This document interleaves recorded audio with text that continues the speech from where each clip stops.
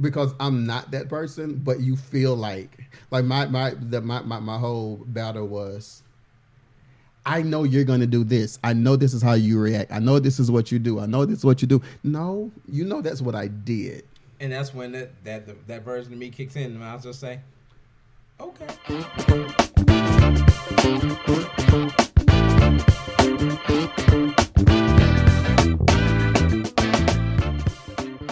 What's up, everybody? It's your boy Taz, and you are watching the Intro Podcast. And of course, I have the one and the only, the homie JR is in the house, y'all. He already using this sexy voice. I'm so done with all of this sexy voice stuff. Just be hood with it. You want me to be hood with it? Do you have a hood side? You don't want to meet that side. There's a poll if you're listening on Spotify. It's gonna ask, do you want JR's hood side? Nobody want that. What does that look like? Ooh. You know what a nigga that don't care look like? What it sound like? What it feel like? Oh, that's me right now. Nah, I mean, you don't care about certain things right now, but nigga don't give a fuck about nothing. I don't care about nothing. Yeah, that's when you get that. You don't want that. You don't want that. I'm interested. I'm gonna go back to Wisconsin and see if I can get anybody to give me some stories about. You ain't gotta go to Wisconsin for that. What you mean? I can get that info right here in the D? I'm here for it. Let's go. Nah, we ain't gonna worry about we ain't gonna go there now. Anywho, man. So what's going on, man? Life is lifing right now, man. What's going on with you, man? How's the family? Life is lifing for everybody right now. School just started back. Yeah, man. So dealing with that. Of course, my daughter is worried that she not in class with none of her friends. I said, well, make more friends. The more friends you got, the less you got to worry about not being in class with somebody. Yeah. That's my logic behind it. How's that working out? It seems alright right now. It's still the beginning of the year. We'll see what happens by Christmas or whatnot. Son's going to Air Force soon. I'm not sure if he's ready. Wait. Now, why? What's going on with nephew? Ain't nothing going on. It's just he living his best life right now. So he out here having fun and all of these things. It was like after a while, it's time to shut all this fun down. Yeah. Once you having fun for a while, you don't want to stop. That's why I encourage young people like seniors in high school. I'd be like, and this is probably debatable. I tell them, don't wait years and years and years. Or don't even wait a year to go to college. Yeah. If you have plans to go to college, go now. Mm-hmm. Because the more you sit out, the harder it's gonna get. I did that. I did that. Oh man, it took forever. Like I went to college the first year when I got out of high school, and I realized immediately like I didn't fit. So what I did was, since I lost my scholarship that year anyway, I was like, I'm gonna just take a year off and go back. 1 year turned into 2, 2 turned into 5 real quick. And so after that 5 years, I'm like, I gotta do something. So I went back. I didn't go back originally for what I was going for, but I went back. And it's difficult. Yeah. Because then, I'm in my 20s. Damn. Whatever. I had to. Had to do it to me. I've been waiting because you did me last show. I know. So I had to go there. Yeah, come on. So you in your 20s, right? And you start in college. Meanwhile, all these other kids, 18, 19, they look at you like you old. Because now you starting over where we already at. So you got that aspect. And then since you done been out the game so long, you trying to build, you trying to get the momentum to go back. It's like the snowball effect. It's a lot easier once you build up the snowball. You got some momentum. Once that snowball stop, that's your ass. It's hard to get it back going again. And so that's how I felt. I had to be motivated. At the same time, I had a kid by then. Life was lifing. Yeah. I had responsibilities. Those are things we got to worry about. So I encourage if you got 18 to 17, fresh out of high school, kids out there talking about going to school, make them go. Like right now. Yeah, if they take that time off, they're not going to go. If they go back, it's going to be hard. Yeah. So just have them go right away, get it over with, enjoy the rest of the years of their life. I know in regards to what you were saying about going in, the whole age difference, I remember I was dating this guy, we'll just call him GT. When I say like fashion, like he would literally just take fabric and just create some of the dopest clothing ever. That's good. He wanted to go to school for fashion, but he didn't want to go by himself. Me personally, I had no interest in it, but because he wanted to go, we went to Wade College downtown. And although the school was in Dallas and we lived in Dallas, we wanted to experience that life of campus life. Yeah, but the campus life was more apartment. Yeah. So they rented out some apartments, actually a little bit down the street from here on Preston. So we moved into that apartment. It was like, I want to say 5 or 6 to an apartment. Okay. I found myself being the old man whenever they would party. Yeah. And I was like, can y'all quiet down, please? You didn't got used to peace and quiet. Because before I was living with my auntie and my uncle, whatever, Aunt Jane and Uncle Fred. And I got so used to being at my age at that time. I was used to just, Zen moments. And if I wanted to turn up, I turn up outside. Yeah. And then come back home. Nah, these niggas would be turning up in the apartment knowing we got to all be up at 6 o'clock in the morning for class. Because they just want to turn up here. They want to turn up. They literally wanted the college life. Yeah. And I was like, I tap out. Take me out the game, coach. Don't put me in the game, coach. Take me out. That's another reason why I'm a big advocate to say if you want to go to college, go now, because you'll miss out on certain experiences once you get older, because your toleration is way different. Hell yeah, because my toleration for noise was 0. Yep. I couldn't fathom the point of why y'all want to party and y'all all know in a couple hours we have to be up. Well, see, because for you, responsibility had already kicked in for some years at that point. See, you got to remember, these are kids that's fresh out of high school, finally got a little taste of freedom. Mm-hmm. So they taking every minute of it they can. You, on the other hand, already had freedom, and it's like, we got responsibility in the morning, and they like, we're still going to get up. And you like, well, can we get some sleep and then get up?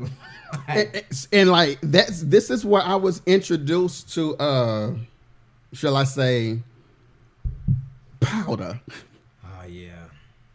College life. Let me backtrace, because I don't want y'all saying, oh, he was introduced, that means he was using. No, he was not using. I was introduced to being around people who were very heavily engulfed in using those drugs, and I saw the effect. Casually.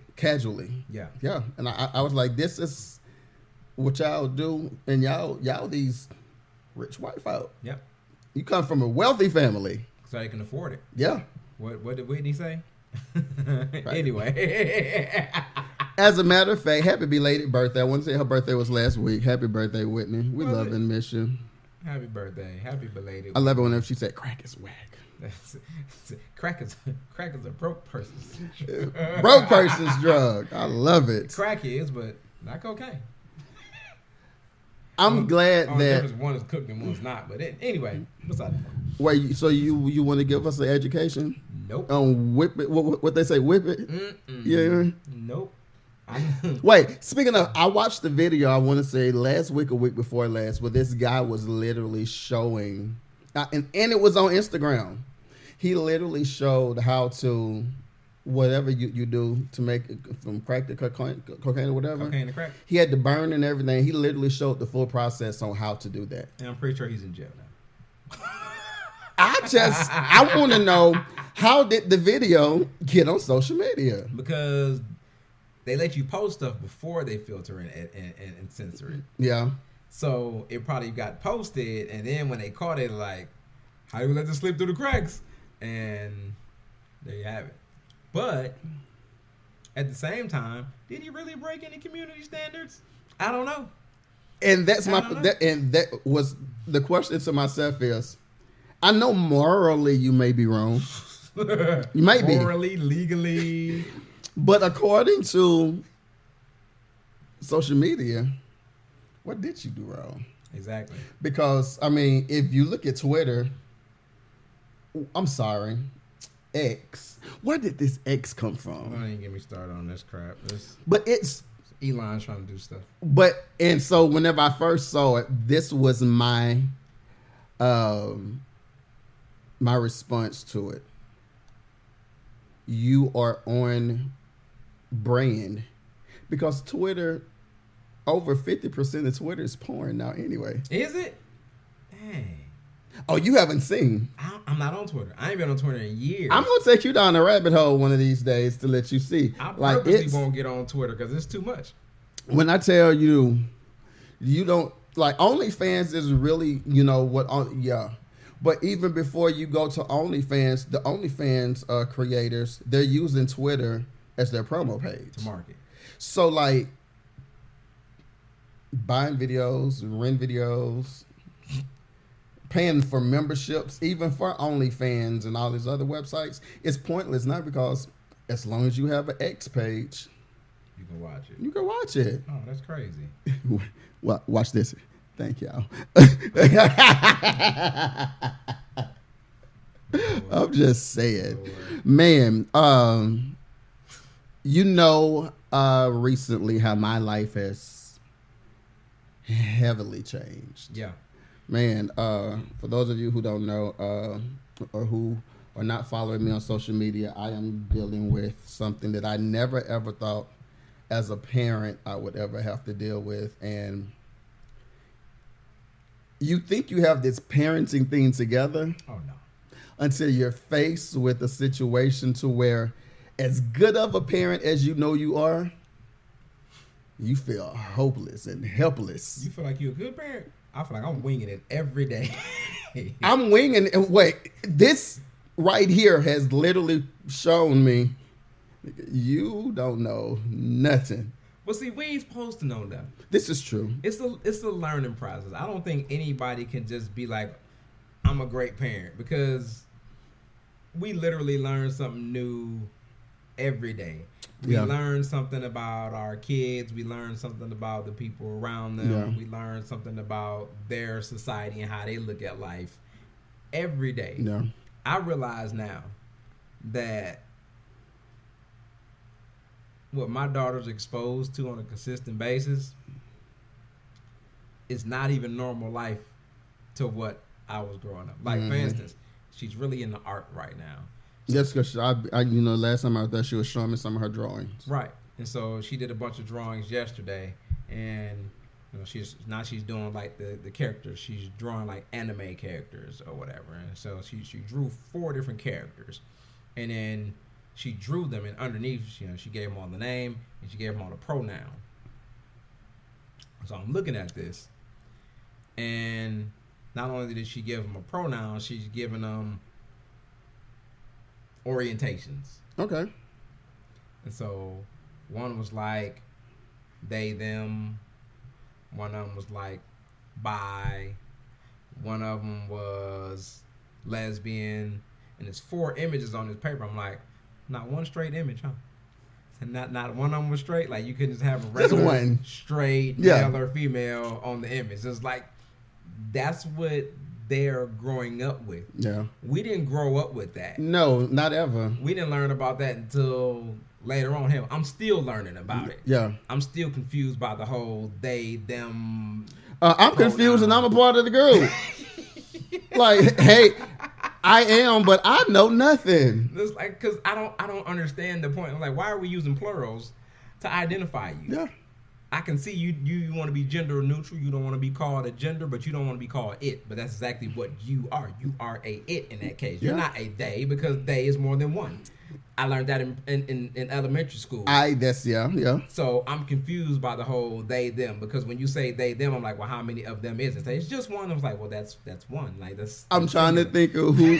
There's a celebrity. I don't know if it was on the podcast or if it was just a show, but somebody actually said the same thing. Like whenever you say you're they, I'm looking around the corner. Right, like to see how many people y'all? following you. Exactly. Like who are coming to the party with you? Just they. Yeah. Where they at? Right. I want to see who all this. So it's a lot. But how do you feel? You know, because like you said, whenever we were Jasmine's age, we didn't have the ability to learn about LGBTQ, or if we did have the right to learn about it or the knowledge of who it was pretty much all negative. Yeah. And you had to learn it on your own. Yeah. And it was backlash behind it. Because your uncles wasn't playing that shit. Right. But the funny part about it is you would probably have an uncle that's in the community who try to act like he wasn't in the community. Because like in our era, it was frowned upon. Mm-hmm. And like now it's like so socially accepted that, you know, kids know about it and they embrace it. Mm-hmm. But I feel like, and this is me personally, so if I get canceled, you know, whatever, I'm just saying my opinion.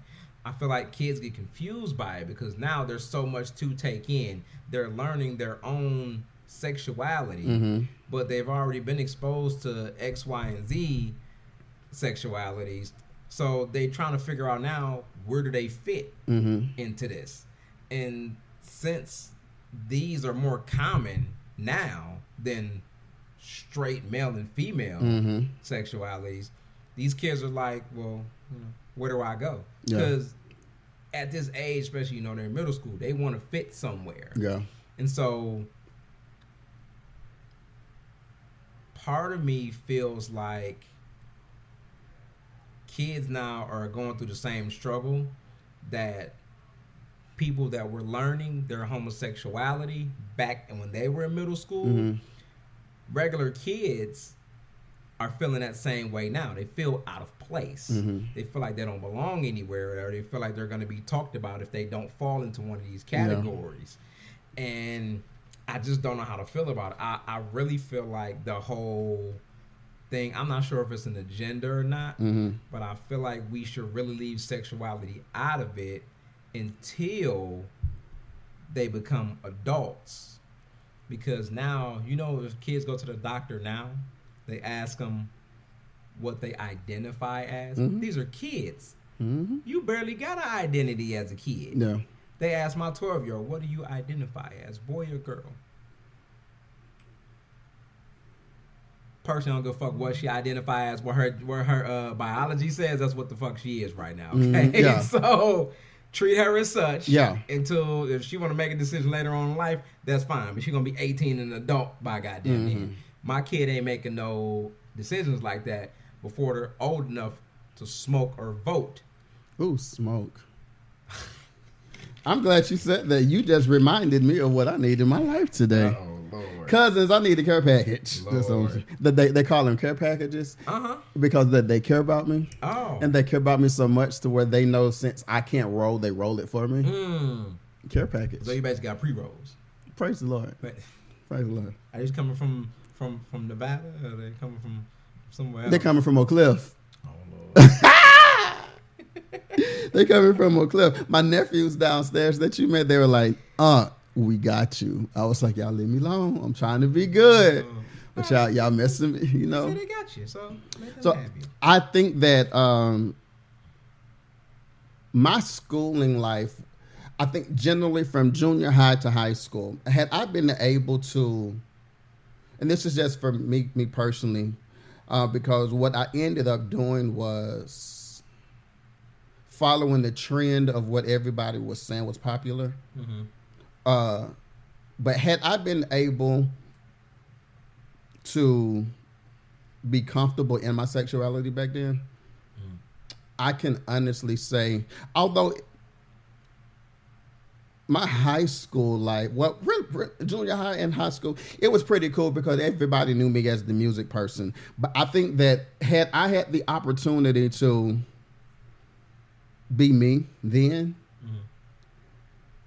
that school life for me would have been so much better, so much easier. True. Because I wouldn't have been trying to play a role that I know I never auditioned for. True. It's just like I love the meme. You apply for a job. Let's just say you apply for a job at Toyota, and you lie on the resume and say that you know how to do this, and this, and this. And they put you to the test. And you be like, what's the... Now, you applied for this. You said you had all this knowledge. Right. So do the job. Right. I knew in school where I fell in line as opposed to sexuality. But because I wanted to fit in. I wanted to fit in at school. I wanted to fit in at home. I wanted to fit in at church. I wanted everybody to accept me, and I knew that being me was the most unacceptable thing in the world at the time. So instead of me being that, I signed up for a role that I ain't know.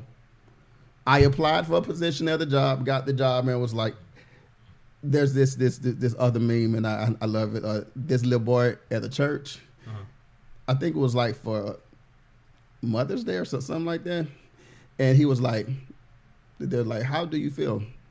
I hate it here. That's what he said. That's literally what he said. When I look back now, if the 41-year-old me, shut up, could tell. I wasn't even gonna do it. See, I wasn't even gonna do it. I was gonna let you live. If the 41-year-old me could tell, I'm sorry. Go ahead. You see this figure, y'all? That's for him. If the 41-year-old me could tell that high school me or that junior high school me anything, for me personally, it would be just live. Because what I found out was after we all graduated, a lot of the people who was bullying me and teasing me and trying to out me to people to make me feel a certain way, and they have ended up being gayer than me. Yeah. And I'm thinking to myself, the hurt that you were projecting on me in high school was to cover up, because it's not like you graduated from high school and just decided, oh, I'm going to be gay now. You knew before. Yeah. You just didn't want everybody else to know. And you dated all the popular females, the cheerleaders, the smart cheerleaders. You did everything that you knew would get you by until you didn't have to worry about getting by no more. And now they probably live in Atlanta and have a wife and girlfriend. No, they still gay as hell. I mean, you still be gay as hell and have a wife and kids and all that stuff in Atlanta. Y'all need to stop that too. I know a lot of people who are like that. It's normal in Atlanta. If y'all want to be gay, hit me up at I am Tremaine. There's a couple of y'all that I went to school with. You know who you are. Did you just make this a dating thing? Like, did you just put yourself on the singles market? I'm very single too. Wow. Hit your boy up. Y'all know me from school, so y'all already know what it's about. Not like that, but you know what I mean. I don't know. He said y'all know what it's about. I don't know what they was doing in school. I don't know either. So let's talk about a topic. I did a individual podcast about this, but I want to talk about one word that changes, or that has changed the atmosphere of social media. Go. Growing up, I was always, whenever someone done something to me or did something to me that was wrong, and I was like, but why? My mom would always say, like, let's just say somebody talked about me. I was like, Mom, why JR talking about me? Her response was, they talked about Jesus. Everybody gets talked about. Period. So recently, if you all, you can go and check out the other show on the Intro podcast, wherever you get your podcasts. Jamie Foxx made a post or created a post on Instagram. I guess he had been betrayed by friends or work associates or whatever. So he made a post that was basically in the they stage. He was like, I want, well, as a matter of fact, I'm going to read after I get it, but it was along the lines of, here we go. I'm just pull it up. I don't want to misquote. I don't want to misquote this because, you know, they be ready to crucify people. It's the world period these days. They always look for a reason. I want to make sure I get this right. Dave Chappelle said that best. He said that the audiences today are the worst group of people to entertain because if they find that you do anything wrong in your life ever, then they're going to try to make sure you're canceled. That's the craziest concept ever. And my thing is, you know, I'll give you the ability if you are that focused in wanting to cancel me. Make sure what you are saying about me, make sure I can't prove you wrong. Yeah, most people can't though. Because it bothers me, and that's another topic that I'm going to be talking about today. Give me the opportunity, or I'm glad I have the opportunity to prove you wrong. Okay, let me see. Condemnation spread. Where is the tweet at though, Jamie? The tweet or the X? I don't know what to call it no more. What do you call it now? Is it an X or is it still a tweet? Why are you asking me? I wasn't on Twitter, so I really don't know what it's called now. It's X. What was wrong with the word Twitter? What was wrong with the name? And I would love for him to come out and actually talk about that because I want to know why he changed the name to X. Unless he went on there, he was like, "Oh, we're the free porn hub." That what it is? Hey, instead of triple X, just X. You know? Just X. Can't be a. Gotta be okay. Here it goes. The phrase "they killed Jesus." What you think you got coming? Okay, I can't find it, but I'll paraphrase it. Jamie, I'm sorry. I looked for it so that I could quote you, but it's not coming up for me. He was basically like, they killed this man named Jesus, so what more do you think they'll do to you? So just the word "they" in general got people in an uproar. Well, I'm not even going to say got people in an uproar. You know Jennifer Aniston? Yeah. So whenever Jamie made the post or created the post, she liked it. Mm-hmm. Well, to me, somebody trolled the hell out of her. Because after she liked the post, she came back and said, I just saw what she said. I didn't like the post on purpose or by mistake. What? Look, I'm trying to understand what she meant by that. Like, you didn't like this post on purpose or by mistake. Yet and still, you did like it. So it sounds like what she's saying is that I liked it, but it's the reason why I liked it. And I don't want to speak for her, but it sounds like what she's saying is like I liked it for a reason. Even if I did it on accident, it happened for a reason. That's what we would want to believe, but then she went along the lines of basically saying that she don't support that hate speech. What hate speech was there? The word "they," because according to... So since the word "they" now is a pronoun... Well, they offended the Jewish community. How? Because along the lines of, you know, through just listening to other shows, and of course, if I'm wrong, I know you guys will correct me. They offended the Jewish community because they feel I hate saying they now. Say it. Fuck it. We here now. It's like, to me, I think they were offended because they're saying that the word they in that term means that we believe that Jews killed Jesus or whatever, but it's not known to be true. And by any stretch of the imagination, I was always taught or believed that, in fact, it wasn't the Jews and it was the Romans or whatever. But that's neither here nor there. My thing is, we are not able to use phrases that we've been saying all our lives. Whether you are in a barbershop, a beauty shop, a family reunion, or you just chilling at the house playing spades, and you having any kind of real conversation, somewhere along the lines of that conversation, somebody at that table going to say that they've been betrayed by whatever. And that's often something that we say in the African-American community. If they kill Jesus, what you think they're going to do about you? If they talked about Jesus, what you think they're going to do about you? And they're not talking about one specific group of people. Just saying people killed Jesus. So y'all want us to say that instead? People killed Jesus. People. So what you think they're going to say about you? Yeah. But then they're going to find a way to get offended by that. Yep. Which people are you talking about? Yep. The people who killed them.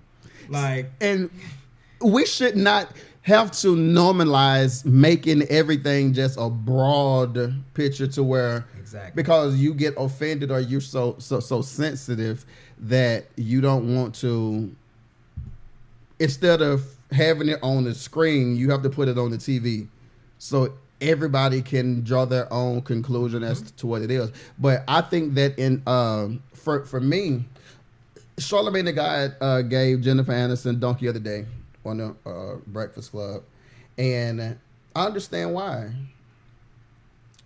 You liked the post, and on my individual show on the intro that I did, I was like, you liked the post because you identified with it. Yeah. Somewhere along the lines of your life or of your career, somebody betrayed you. Yeah. Somebody lied to you. Somebody that you depended on didn't live up to that standard. And whenever Jamie created that post, you got convicted or it made you remember that. Yeah. And you liked it. The only reason why you backpedaled and created this I don't like it situation is because, number one, you didn't want to lose your audience. Yeah. You still want to be that girl that can still get booked for whatever your situation is. So because of that, you had to pander to other people. You had to pander to other communities to basically throw Jamie under the bus to make yourself look good. Because now, of course, yeah, you look real good now because you've been able to speak out against something that should never been spoke out on in the first place, only because you identified with the situation. If you don't stand for something, you'll fall for anything. And she fell. That's exactly where I feel like she at with it. She didn't stand on what she said. She didn't stand on what she meant. So now she's falling for what the industry wants her to do. And we'll see what movies or anything she gets put in the future. But due to the fact that she has the complexion for the nation, she'll probably get booked, especially because she stood up for the Jewish community. And if you know anything about the entertainment business, and I just learned they a lot of the Jewish people, they running shit. Yeah, sad to say. Which is probably another reason why whenever somebody speaks against them or you think that they're speaking against them, you'll stand up because you want them to see that I stand for you. I believe in you. So whenever this next big role comes, yeah. Remember back whenever Jamie said what he said about y'all and I did what I did for y'all. Jamie gonna be all right regardless. Now, here's a thought, personally. Think about it. We got 3 big people. Let's throw Jamie Foxx in there. Mm-hmm. We got 2 big moguls in the entertainment game, right? We got Tyler Perry, 50 Cent, and let's add Jamie Foxx in there. You know, the 3 of them can get together and make a network and play just all they stuff on it all day and still have different things playing every day. Think about BET right now. That's what Tyler Perry doing now. But see, Tyler Perry's doing that, so you add 50 Cent in there with his shows, his movies. Yeah. Then you add Jamie Foxx in with his shows, his movies, things that he's produced, things like that. And now you actually got a network that can thrive between just those 3 individuals. Yeah. So just an idea. I mean, if they want to go ahead and blackball Jamie get with Tyler, get with 50, and make a network happen. Give us a new BET. Don't call it BET. Give us a new BET. We don't want all that the other people that created for BET. And whatever I say, they, them, other people, however y'all want to take that. The people who did it. I'm talking about them specifically. Yeah. The people who created that debt for BET, let them have it. Let's create a whole nother network between the three of y'all. And whoever else want to get in that. Let's create something for us. That way we ain't got to worry about being blackballed in the other community. And I believe that for the most part, a lot of people don't understand or don't believe or even know BET is not necessarily black owned like that no more. It ain't been black owned for over 20 years. So whenever you think about, see, I grew up with the early BET where you had Teen Summit on Saturdays. In the 90s. You had Video Soul. Yep. You had 106 in Park. Like the pillar of what gave a lot of your music artists or a lot of your actors or a lot of your politicians a platform to be seen on a greater scale. Yep. But whenever you don't have people that's from the culture a part of the decision making, there you go, for what was culture, then you lose that. Yep. And I honestly believe that over the years, you know, they have lost that aspect of what culture is supposed to be. Yeah. Which is, I know a couple of shows ago we talked about TMZ. Very good show, not gonna lie. Yeah. But they lose me whenever they talk about hip hop culture or they talk about urban culture, and the only people that are reporting or commenting on the show are Anglo-Saxons. Don't look like us. Yeah. And that's part of the thing, because if you look at entertainment, black culture rules entertainment right now. Mm-hmm. But we ain't the ones reporting it. We ain't the ones creating it. We ain't the ones benefiting the most from it. Yeah. But it's our culture that they putting out there as the American view, the American standard. If you look at any movie or any music, any commercials even to this day, look for the last 2, 3, 4, 5 years even. Guarantee is some part of hip hop culture somewhere in that movie, that commercial, that show, across the board. Yeah. No matter who's in it. It can be one black person in the show. It can be no black people in the show. But there's going to be some part of hip hop culture somewhere in that movie, that TV show, that commercial, across the board. So we're definitely the status quo. Yeah. But they don't want to pay us for it. Because if we have to pay you for it, it's like, again, and we spoke about this on other shows. If you know how important you are to my story, I have to pay you according to that. Yeah. And that's why when you sign as an artist or actor for a lot of these networks or record labels, they even tell you that they can use your image, your name, or your likeness. How they please. So you ain't got to approve to nothing. Once you sign on that dotted line, you gave them permission to do with your name and your likeness is whatever they want to. Yep. And I think that's where we falling short. Yeah, that's a story that I was listening to. I think it was on MSNBC or probably the Breakfast Club. There's some actors who gave a story. They were told to go inside a room and stand in front of a camera and do certain moves, certain bodies, stand a certain way, sit a certain way, lay a certain way, say certain words, so that if we need you on set for something, but you're not able to be there, AI is helping us create to where, although you're not there, you're not saying what you're saying, we'll make it seem like it's you. Yep.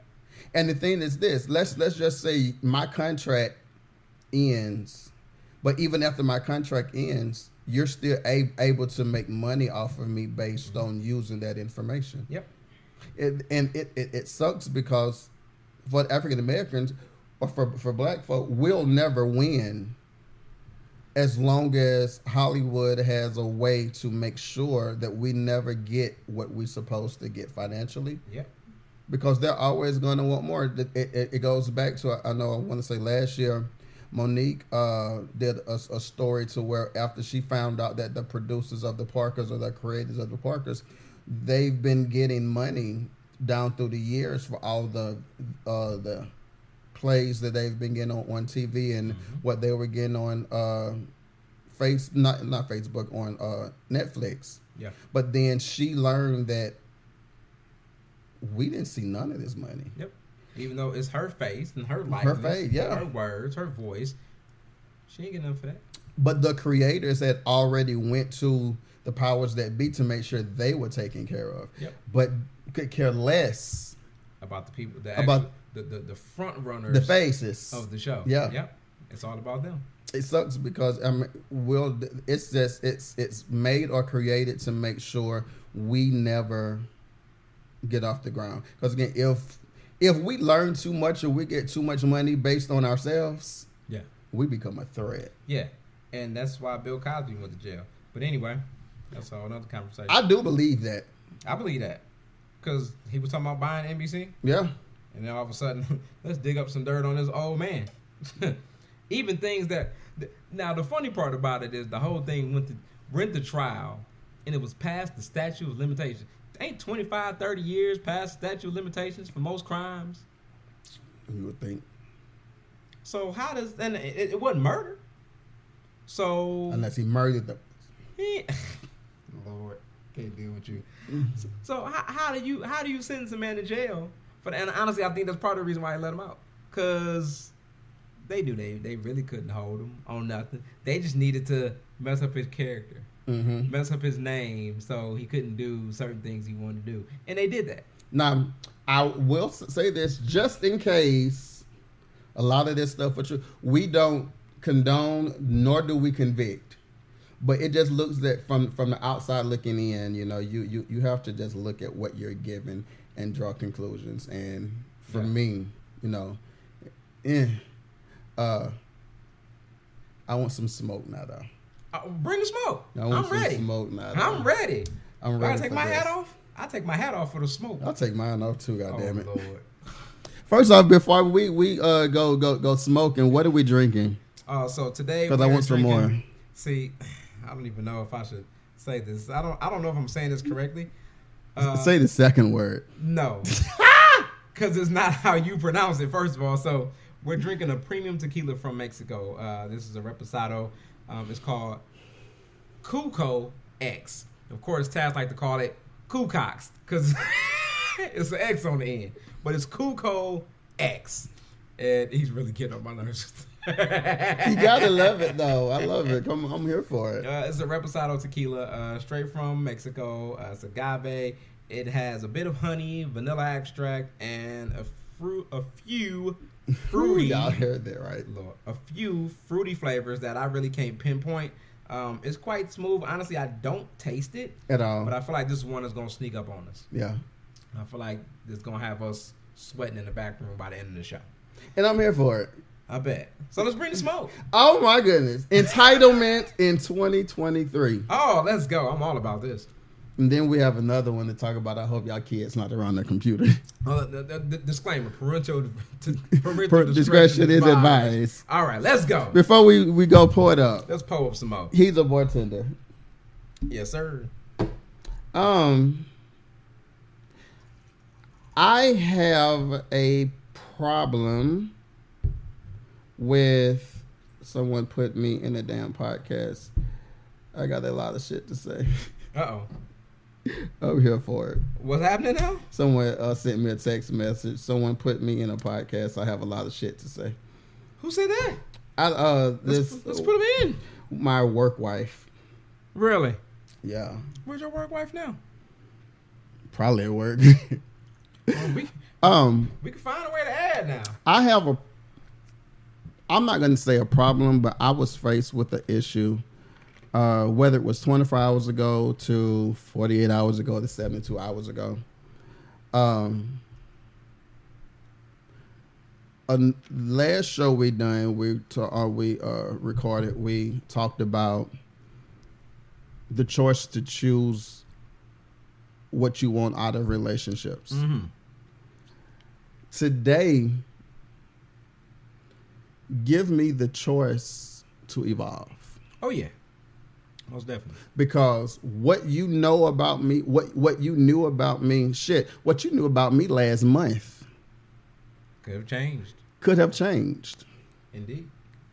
But for some reason, people don't necessarily understand that, especially whenever you haven't been around me for a very long time. Mm-hmm. Like you see me once a month or once every 2 months. Mm-hmm. But in your mind stops because this is all you know because you're not around me that much. I was told that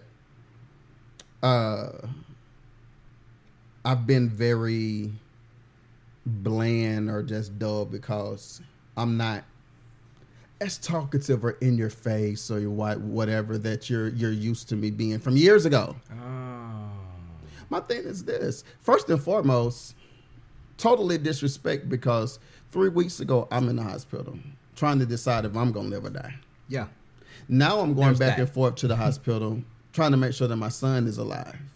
Make sure. So you can't expect me to be this super bubbly person. Right. You got stuff going on too.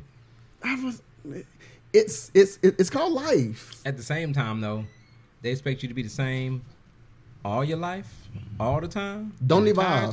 Don't change. No, you got to evolve. You got to change. You got to grow and evolve and change as a person. Otherwise, you're pretty much dead weight. If you're doing the same thing today that you did 20 years ago, then what did you do with the last 20 years of your life, personally? So, I was like, for me, myself, I just shut up for a while and I just listened. Mm-hmm. And I listened. And I listened.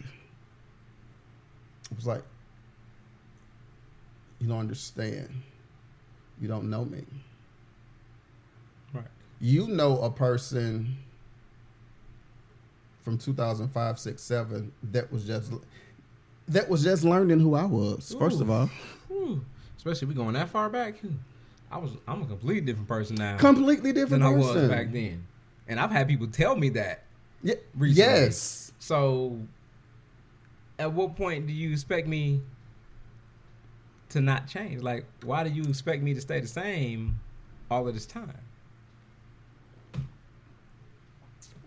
For me, I've never been an individual. As far as I know, I've never been an individual to go with the status quo. Yeah. Or to be that person that's like, oh, been doing this. People, some people, you ask them what they know about somebody, and their crew will be like, I've been knowing JR for years. He's always been like this. Oh, I still get people like that to this day. Whenever people say that now, though, I'd be like, you can't say that. Can't. And it makes people uncomfortable, but because of the entitlement that they feel like they deserve to be able, especially whenever they're justifying something. Oh, yeah. They're quick to say, well, I know you and this is what you do. No, you knew me, this is what I did. Right. Ain't what I do no more. I ain't did that in quite some time now. I've learned a better way. Or I've learned not to even put up with it. Don't even face it. Especially when it comes down to whenever, like years ago, I used to be the person I would overshare. Yeah. Because I wanted individuals in my life. Yeah. I wanted you around. I wanted you to be cool. But at 41, there's certain things I'm not going to say. There you go. You're going to keep that life private because you don't want everybody to know. Don't want everybody to know. There are certain issues in my life that are none of your business. Yep. There you go. There you go. And you have to be, literally, you have to be cool with the fact that whatever I give you, it's what I give you. That's it. Certain issues or certain disagreements or whatever, if I don't comment on it, or if I don't sit down and be like, let's talk about this. No, I'm not talking. I'm peaceful. That's it. people hate that I'm to the point where I'm the okay person now. Yes. Like, literally. Like, if somebody decide they want to argue, but X, Y, Z and this, that, I just say, okay. You ain't got nothing to say about it? For what? You already convinced. Why am I going back and forth with you? I don't need to prove my point to you. At all. Like, I'm in a place for me to where, like,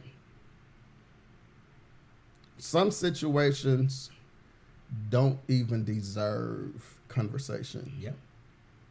Because some conversations will hurt more than it helps.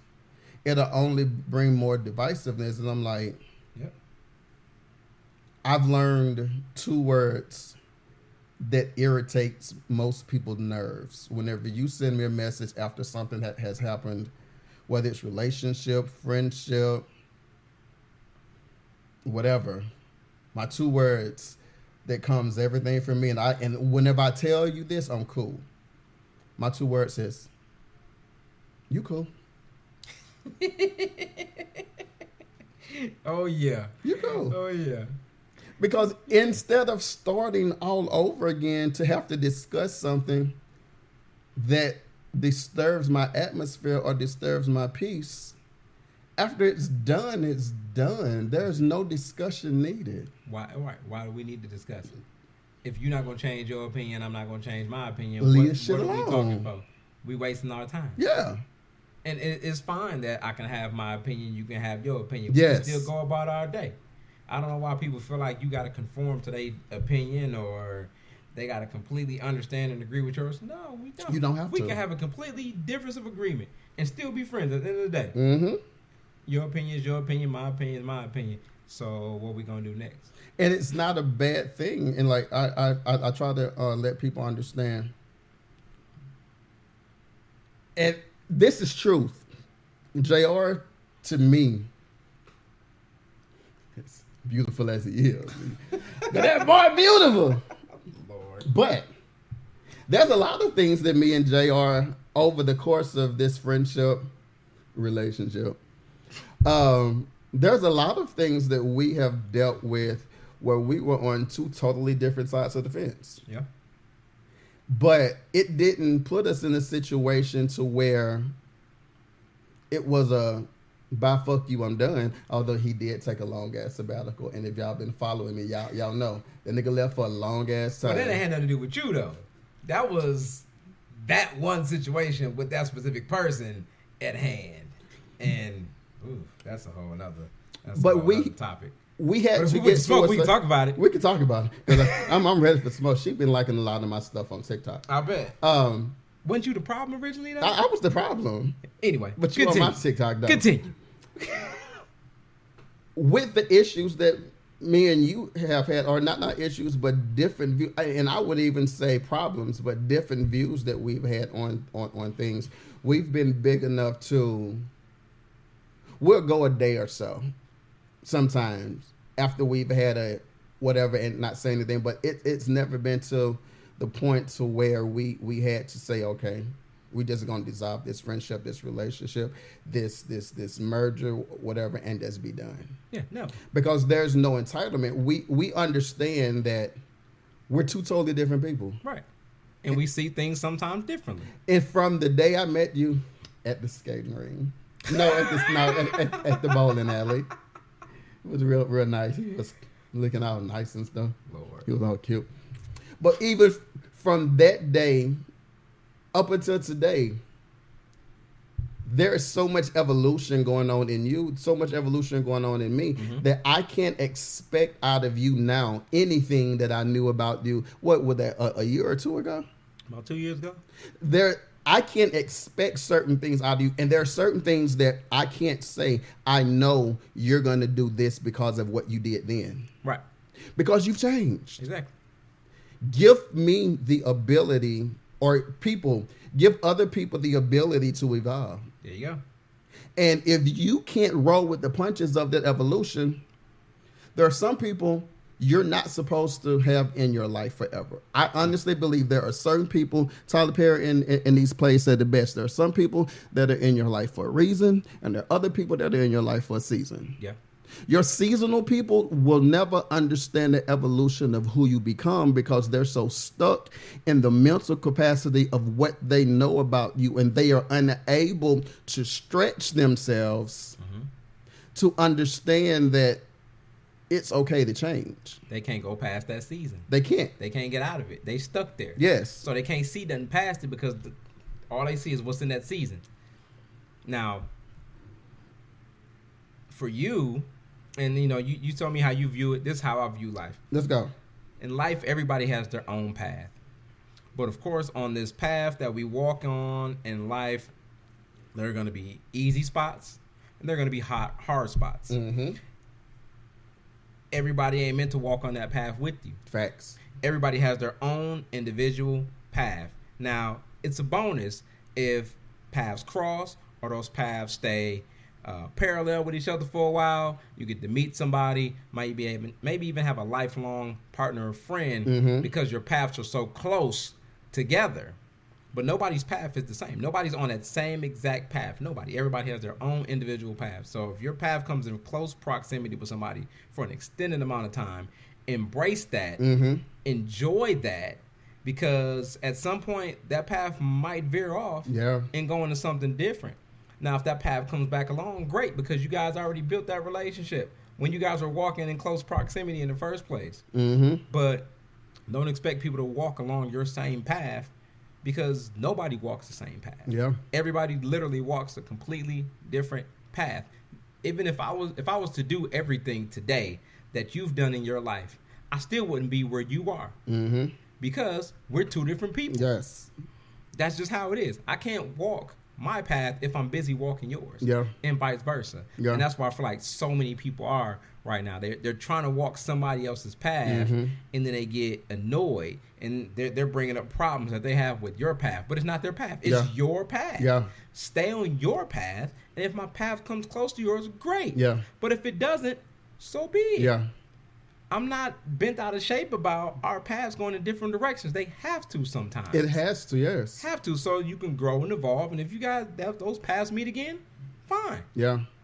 Because, again, like you said, if I'm the same person now that I was whenever you first met me. Yeah. If I'm that same person now, I would highly beg you to get the hell up out of here right now and never come back.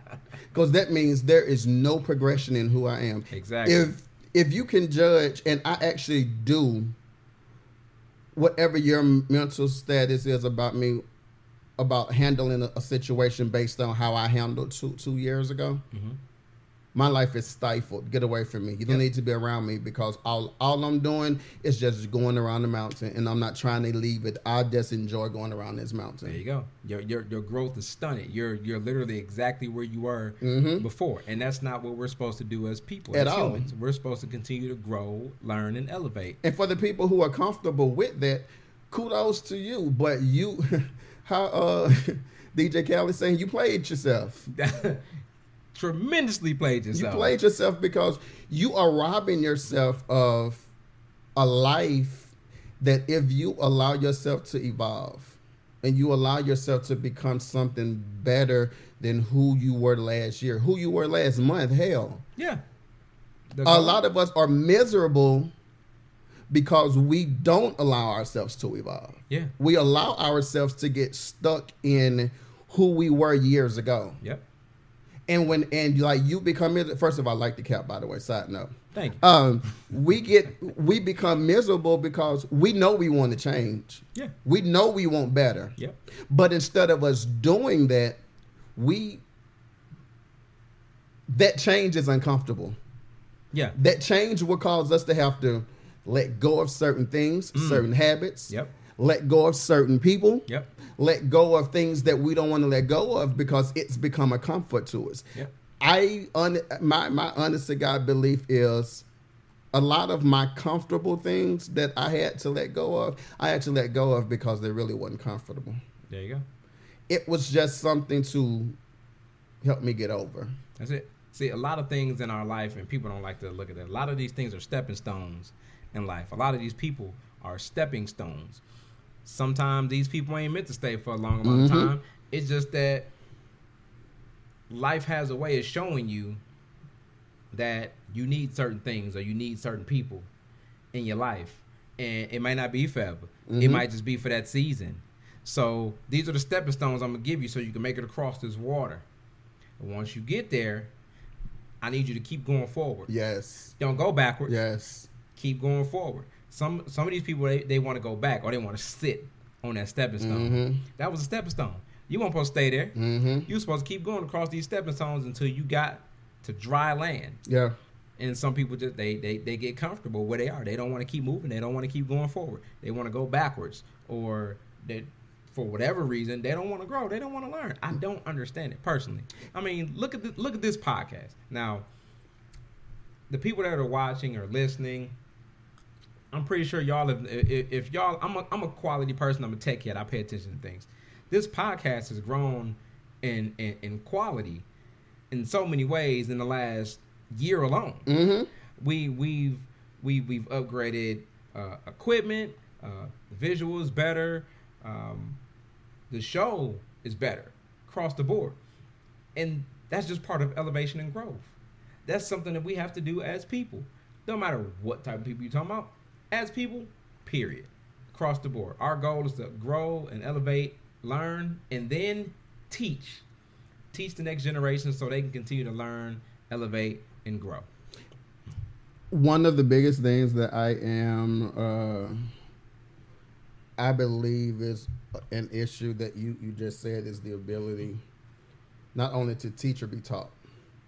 Some people are not teachable and coachable completely. All. Get it. Because once you realize that what you think you know you really don't know, there's a lot about you that has to change. Yep. And then the first step is admitting that you didn't know something. Yeah. And the willingness to change. And a lot of people just can't even get over that part. I'm so glad you said that. That is one of the things that hurts relationships and friendships the most. The ability to have to say, I was wrong. Oh. Ooh. Because whenever you have to admit that what you thought or what you felt, what you said or what you done was wrong, I'm not even going to say you lose power, because you always secure your power. But whenever you realize that what you've done or what you said was wrong, having to admit it forces you to see you. Yep. And whenever you're in that situation to where you have to be like, dang, I actually was wrong about something. Oh, yeah. I learned that years ago. I was wrong about a lot. Yeah. But I'm to the point now where I can readily admit that. I can readily say, in certain aspects, I was the bad person. I caused the problem. I have to admit that about myself before I can continue to grow and progress. Some people are just like, nah, it's somebody else's fault still. Yeah. Like, you know what you did. Yeah. And you still like, no, it wasn't my fault. It was somebody else's fault. Or you get the narcissism that says, they made me do it. No, nobody made you do nothing. I was faced with, I understand that there are some things that a person can control. Certain things a person can affect in my life. Yeah. But I also understand that there are certain things that I can't blame on anybody else, because there's absolutely nothing they can do to influence said situation. Well, I was faced with,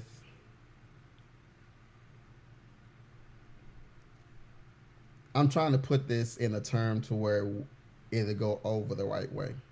Nah, we bringing the smoke today. Fuck it, say that shit. My cable is out. It's really not, because I don't have cable. I stream everything. Thank God to apps and my smart TVs. Yes, that part. My cable is out, or my apps don't work on my TV, or my internet don't work, or whatever. But because my internet don't work, people are having a casual conversation about whatever they're going through in their lives. And it just so happens that they'll say something outside along the lines of, nigga, your shit don't work.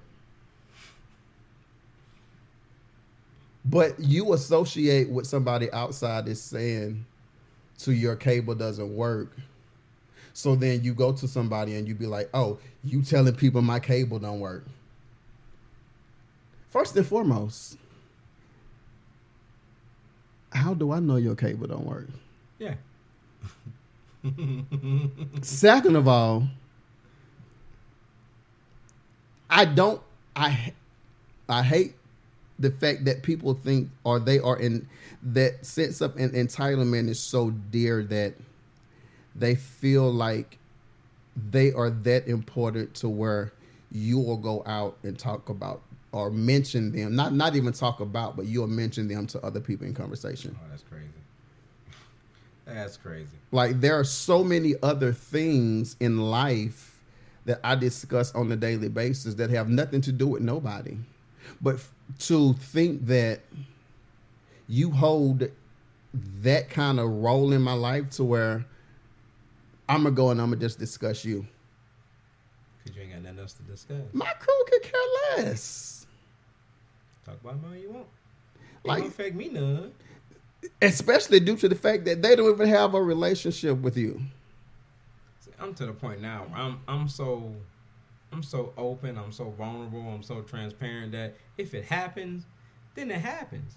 I'm not going to deny it. Is my cable off? Yeah. And what? I'm not bothered by it. Why are you? You have to understand that life is life, and you can't get stuck up on. Some people have become stifled to where right now they're not growing. Oh, not at all. They're not moving. They're not progressing. They're where they are now as opposed to being in that same place a year or so ago. Yep. That's not my fault. It's not. Ain't nobody's fault but theirs.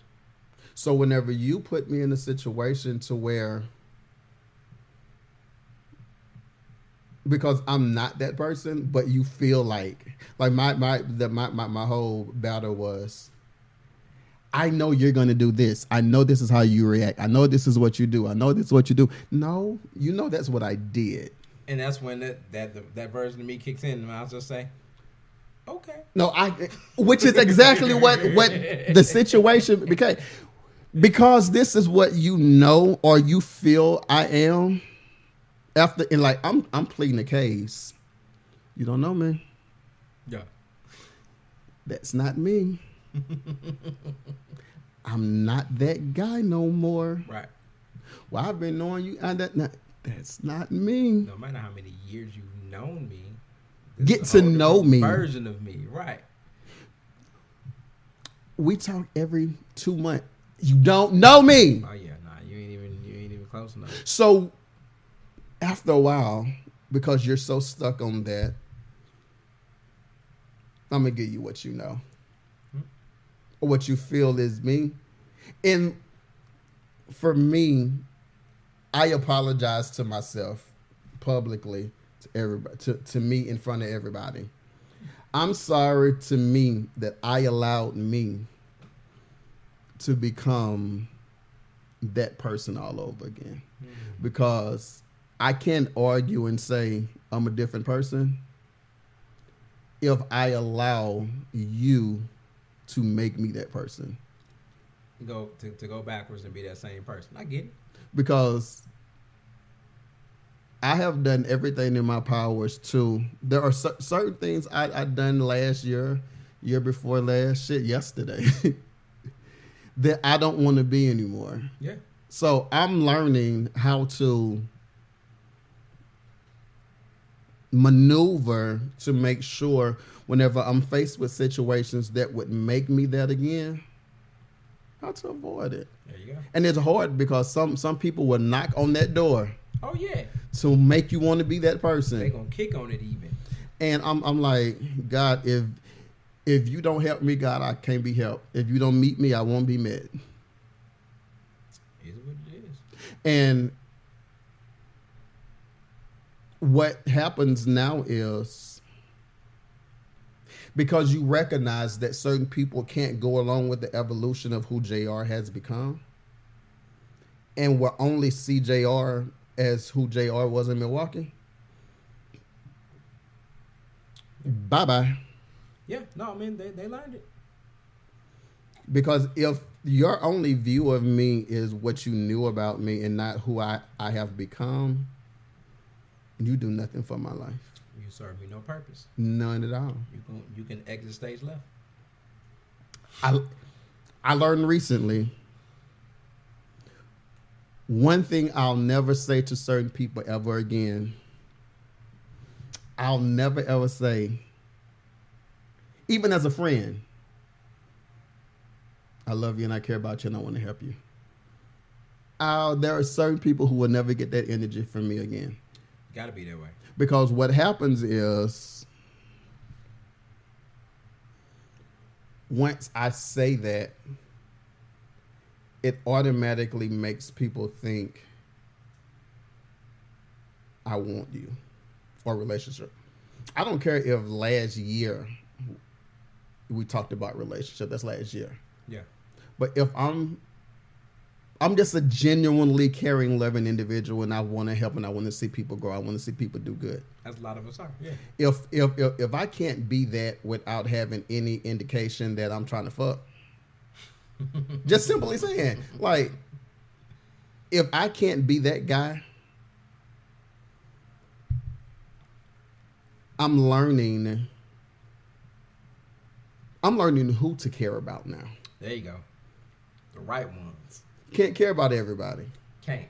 And it hurts because there are a lot of people that we want to care for who, like I made a post last night, who don't deserve that space or your energy in that matter. Because one of my favorite preachers in the world, and you'll definitely agree with this, givers have to set limits.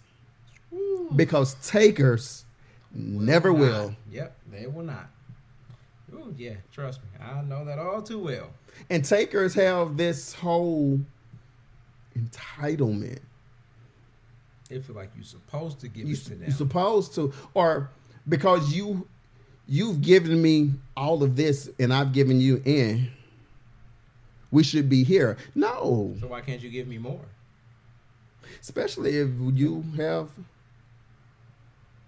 habits that you can supply. Yeah. If you got stuff that you don't need, and I got stuff that I do need, you're supposed to just give me what I need. And the if you can't, the entitlement is real. And if you can't be that person, I don't know. I feel like, and this is relational, it's friendship, this is even family. Yeah. Oh, especially family. Because you have family I'm learning through this situation with my son. I love my son.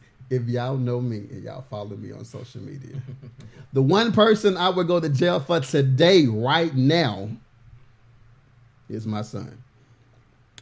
But I'm learning, you know, about 2 or 3 weeks ago, I was in the hospital, not able to keep down food, able to keep down anything. My blood pressure was in, had a slight stroke and all this other stuff.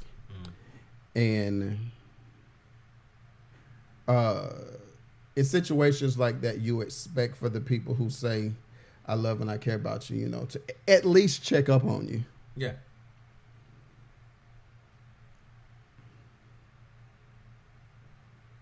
That's exactly what I heard. This.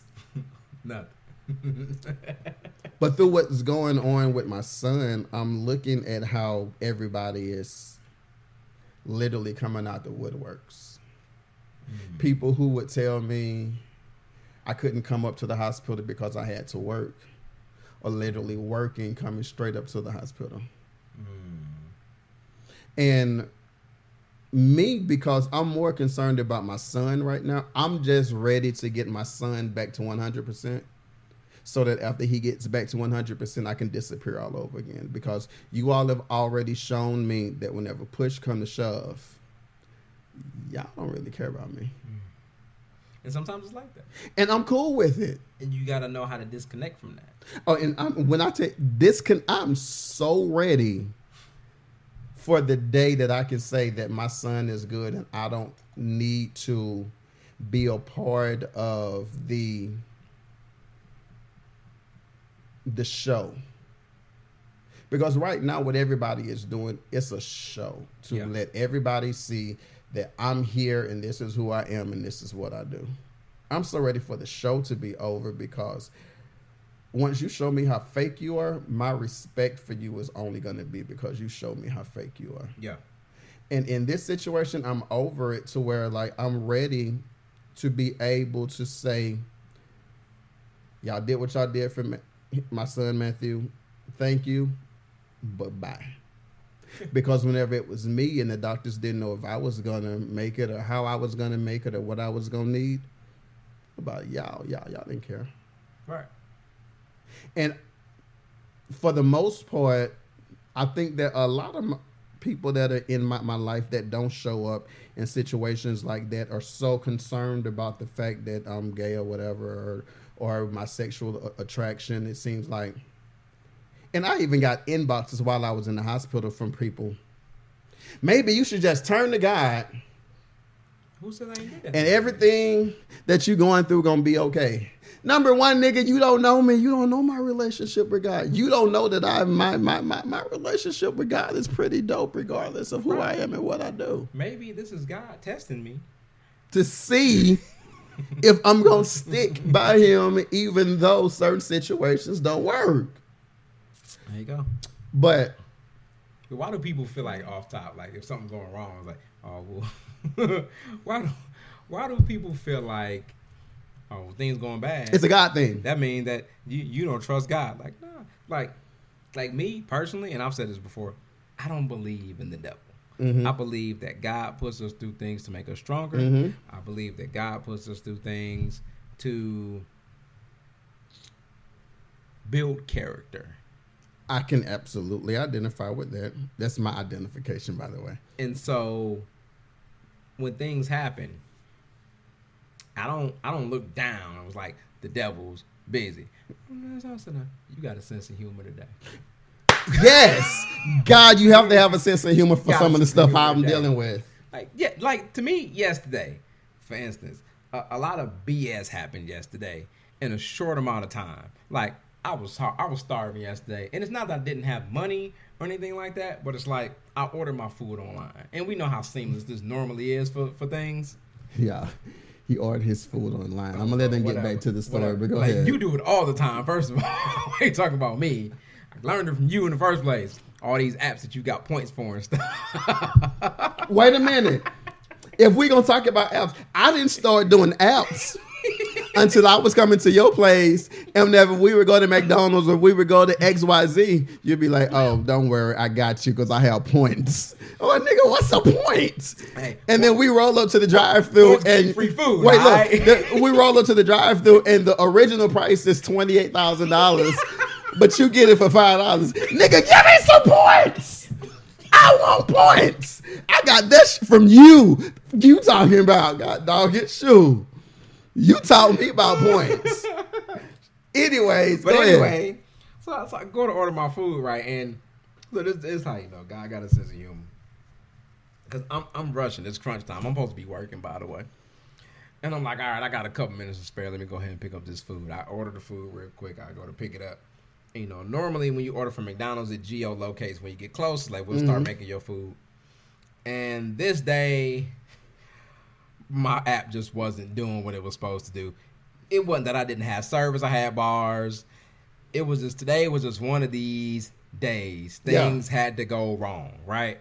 And so, granted, I made my little complaints about what was going on. But I also realized, and I looked up and I said that, I'm like, you got a sense of humor today.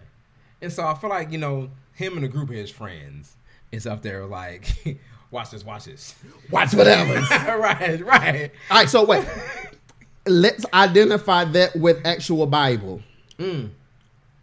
Job in the Bible was one of the wealthiest men in the world. Mm-hmm. The devil went to Jesus and was like, I promise you, if you allow me to take everything Job has from him, I don't care how dedicated Job is to you right now. If you allow me to touch Job's life and take everything from him, including his health, I guarantee Job gonna turn his back on you. So the story goes on to say, wives, kids, wealth, health. But God said, I will give you the allowance to touch everything but his life. You can touch his health, but you can't kill him. Yeah. Job loses everything. And at that point, I can just see the devil sitting back saying, that nigga that allows everything, home, wife, kids, money, cattle, everything. I know he's going to turn his back on you now because he's going to say that you've forsaken him. Yeah. Job says, for God I live, for God I die. Everything that you took it. For God I live, for God I die. So then the enemy has to sit back and say, you gonna stick by this God person after you don't have nothing? Like everything that you thought you had is gone. Your wife, I knock up on your door and say, JR, you've lost everything. I know that you believe in God, but you've lost everything. You have nothing. Curse God and die. I lost it before. I get it back. But most people in a situation like that Gonna fold. will curse God and die. Mm-hmm. They gonna fold. Because it seems like the person, like it's one thing to say, I believe in the process. It's a whole nother thing to say, I believe in the processor. Yeah. Because whenever you believe in the processor, that means through the good, the bad, the ups, the downs, the ins and outs, the clouds, the rain, the happy, the sad, the laughs, the cries. Yep. I'm good. See, the problem is that most people only believe during the highs. Yeah. See, life is a roller coaster. And I don't like those. I don't even ride those at the fair. I don't like riding them, but I mean, it's part of what life is. Life goes up and down. Mm-hmm. It's never constant. It's never consistently on the up, Mm-hmm. never consistently on the down. Life has ups and downs, and we got to go through them. Facts. Ain't no escaping it. Don't care who you think you are. Ain't no escaping At the all. downs. Ain't no escaping the ups. You're going to have good days. You're going to have bad days. Mm-hmm. The sooner you can grow and accept that, then you'll realize that things that happen in your life really ain't so bad. Yeah. Somebody out there always got it worse than you, regardless of how bad you think your life may be. Yeah. Somebody always got it worse than you. And you have to understand, and people have to understand that that's something it's a norm. Yeah. It's going to happen. How you deal with it when it happens, That's the key. it's the key. And you have to be willing to accept that. What goes back to the topic or the subject. You have to be willing to accept that how you knew I would have handled something before and how I handled something now, because back then, the way I used to handle stuff wasn't the best. Preach to the choir. I would blow the F up. Or I used to be the person, whether it was friendship, relationship, or whatever, I'd be like, whenever something happened, let's sit down and talk about it. Right now. Let's talk about it. But did that always work in your favor? Hell no. Exactly. Which is why today, whenever something happens now, instead of me, and it God's honest truth for me, whether it's 24 hours or 72 hours. I know that if we have an argument right now and then we turn these cameras off and then we sit down and we talk about it, it's never going to work. Because you already have your view on what it's supposed to be. I have my view on what it's supposed to be. There's no changing that. So instead of us putting ourselves in a situation to where we want to control a situation to say that this is what it needs to be, it's best that you just shut the fuck up and let me get myself together. Because if we have a discussion now, it's only going to get worse because, and I learned this in marriages. Yeah. I learned this in dating and in friendship. Some situations don't require a right now conversation. There you go. And if you're not able to understand that, and you want to sit down and talk at that point in time about whatever the situation is, I can't be around you. Give it some time to breathe and also realize that you can't be in control of the situation. You cannot. You can't look at it like you're going to make somebody adapt to your point of view. Mm-hmm. You can't. Because it ain't always meant to be that way. And it's never going to be that way because, again, and I always like, there are certain things I like to relate to the Bible because, you know, the Bible says we're made in his likeness and in his image. The Bible says that we are not made, our thoughts are not God's thoughts, neither are his ways, or neither are our ways his ways. What you want from me, I can give it to you. I can be that for as long as I can be that until I resort to who I know I really am. Yeah. Because eventually, it's just like, for instance, I love popcorn. Yeah. I actually need some cheesy popcorn. So if I have any popcorn CEOs or businesses that'll catch this video, I'm going to tag a couple of y'all. I need some popcorn. Double good. You put it in the microwave. And thank God for the microwaves that have just the popcorn setting because I already know what you're supposed to have it on. Lord. But before then, you had to think, how long does it take for this popcorn to pop before it burns or before the bag explodes? 2 to 3 minutes. Or if you, like me in Louisiana down south, we used to get the popcorn. You put it on the stove. Yes. Then you got to shake it. Come on. That's old school right there. That's old school. And after a while, if you didn't take it off the stove, it's going to burn. Not only burn, it's going to explode, and you have this horrible smell in your home, and you have popcorn kernels all over your kitchen. And that smell will take days to leave the house. I'm so glad you said that, and I'm going to tell you why. Not only does the explosion affect you, but the after effects of the explosion affects you longer than the explosion itself. Yep. You don't want to talk to people right after a situation happens because not only can that discussion affect you, but the emotional part of that discussion will last longer than the explosion. Linger, yep. In other words, leave me the fuck alone. Some people need to cool down before they can talk. And think I'm that rationally. guy. Yep. And see, me, I can think rationally in the moment. Sometimes. Sometimes it's like, all right, let me chill out. And then when I come back to you, then we'll talk about it. So sometimes give me that moment. I come to you when I'm ready to talk. That part. Sometimes it's, all right, look, we need to come with a resolution now because it's about the effect we'll be immediately about to do. Let's sit down and have a discussion.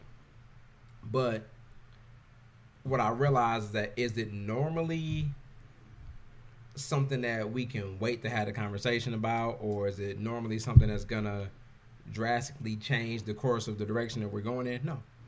Most of it's really just a I want thing. Right now. Or my opinion thing is, well, that's your opinion. Yeah. You got to accept that everybody got their own opinion. Everybody got their own wants. Not needs, but wants. Wants. So if it's not something that's going to drastically change the course of what's about to happen directly, if it doesn't affect me even, do your thing.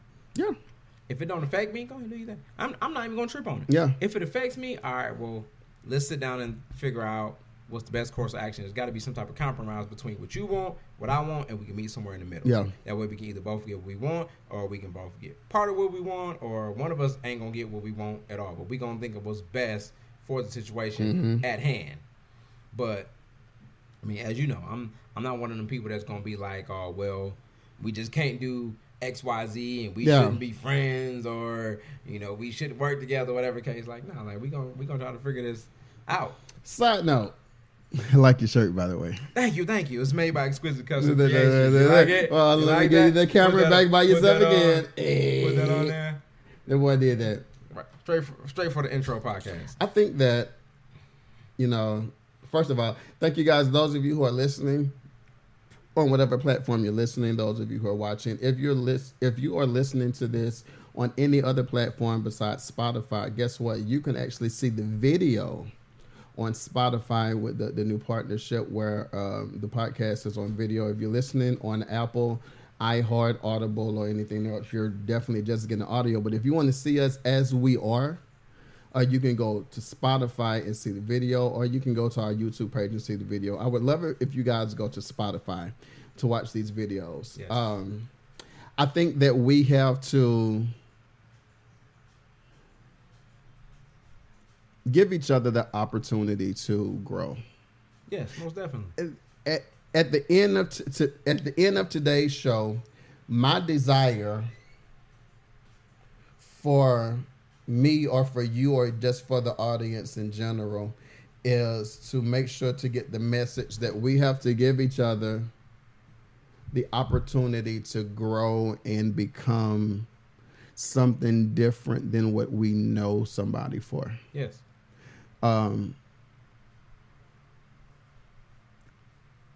I'm not the person that sat down at the bowling alley with you and was like, Coach, although he can bowl his ass off. I can do a little bit. The boy be bowling. I can do a little bit.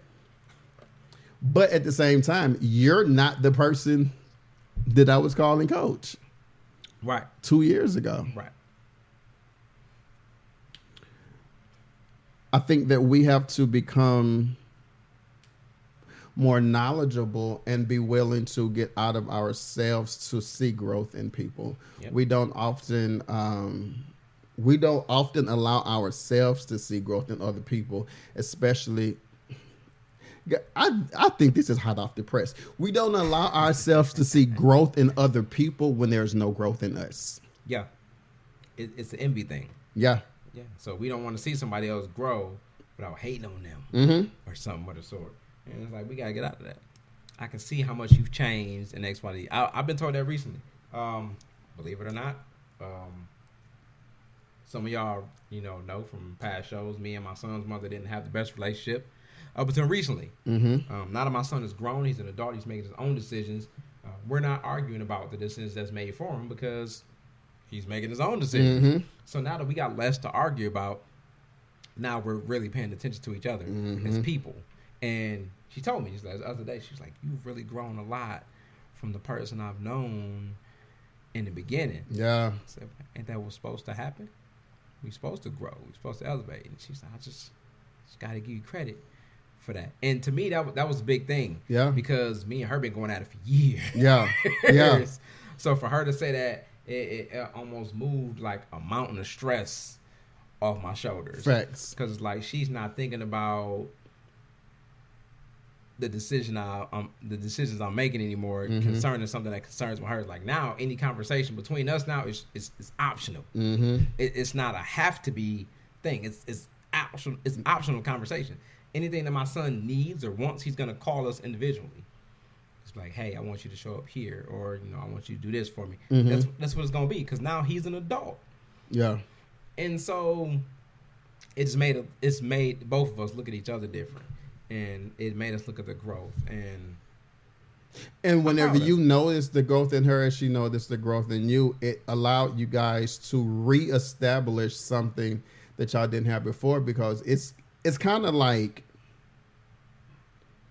let me get to know you all over again. And that's kind of where it's been. Because everything has been based on, and like you were saying before, everything's been based on the past. Yes. The version of you that I knew back when this used to do this, and I'm like, well, I don't do that no more. Mm-hmm.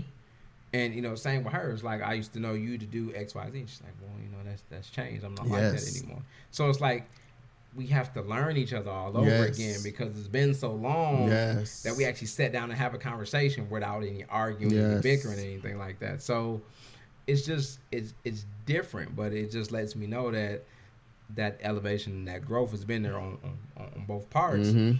You just got to give people the time and the willingness to receive their elevation and growth. That's another problem. A lot of us aren't willing to receive somebody else's elevation and growth, because we look at that about ourselves. Yeah. We look at it like, well, that person is growing and elevating. Why am I not growing and elevating? Well, that's a choice. That's a choice. You got to make that a choice to grow and elevate, to decide that you want to do something different, decide you want to be a different person. That's a personal choice. It's a choice that you have to make. And of course, I don't even know how long we've been doing the show. I just been having fun talking about life. But I think that if we are able to, like I say, accept that what we knew about somebody is not what we know about somebody. That part. How I reacted to a situation last year, if I don't react in that same manner now, it doesn't mean I'm emotional because I'm not reacting how you want me to react. Right. It just means I don't react that way anymore. Yeah. Because I'll say this, and I admit, and I have no problem with admitting, how I used to react to certain things a year ago, or 2002, 3, 4, 5, that reaction wasn't the best. Right. So for my growth, for my mental, or for me to become who I am today, I had to understand, or I had to grow or mature, or get the brain that says, what you used to do, you see, didn't work for you. Yeah. Your reaction back then didn't change anything. So if you want something different, you have to do something different. The people who will understand that you're doing something different because you want something different, kudos to them. Yeah. Those who will see and be like, oh, you don't talk about X, Y, Z. You don't do this. You don't do that. You're right. I don't. That's not part of my life no more. That's not who I am. Just that simple. As confrontational as I am, because I am that. Y'all know this. I know how to pick my fights for my peace. You have to. And it's not the fact that I'm scared or afraid to talk about certain things. Some things for me, my peace is everything. Yeah. And if I know that if I talk about certain things, or I react to certain things, or if I handle certain things a certain way, they interrupt my peace. And after my peace is gone, I have nothing. I would much rather prolong, or not even prolong, but process a situation for myself to where whenever it's handled, rather than being a person that says, oh, let's sit down and talk about it right now. No, I don't want to. That aggressive stuff only gets you so far. That aggressive stuff gonna get your ass kicked out. I'm just saying. However, gotta talk about this before we go. I think Trump is up on 70-something cases. I wouldn't doubt it. So, recently, shout out to, let me get the proper name of this podcast, because I absolutely love the readout. You can catch the readout on Amazon. You can catch the readout on Apple and on Spotify. She's a black chick, and I absolutely love her because she talks just like me. Trump recently went to court or whatever, and the judge told him that, yes, you're up on these charges, yada, yada, yada. There are certain things that we're going to allow you to say or don't say regarding your case. Well, Trump does a video and says, this is white entitlement at its best. You think you can control what I say? I'm gonna say what I want to say and when I want to say it, and I don't care. You can't do nothing about it because the First Amendment gives me freedom of speech. The judge says yes, there is freedom of speech, but your speech is not absolute, which means you can say what you want to say, but if you go against what I tell you, you can or can't say. Yeah.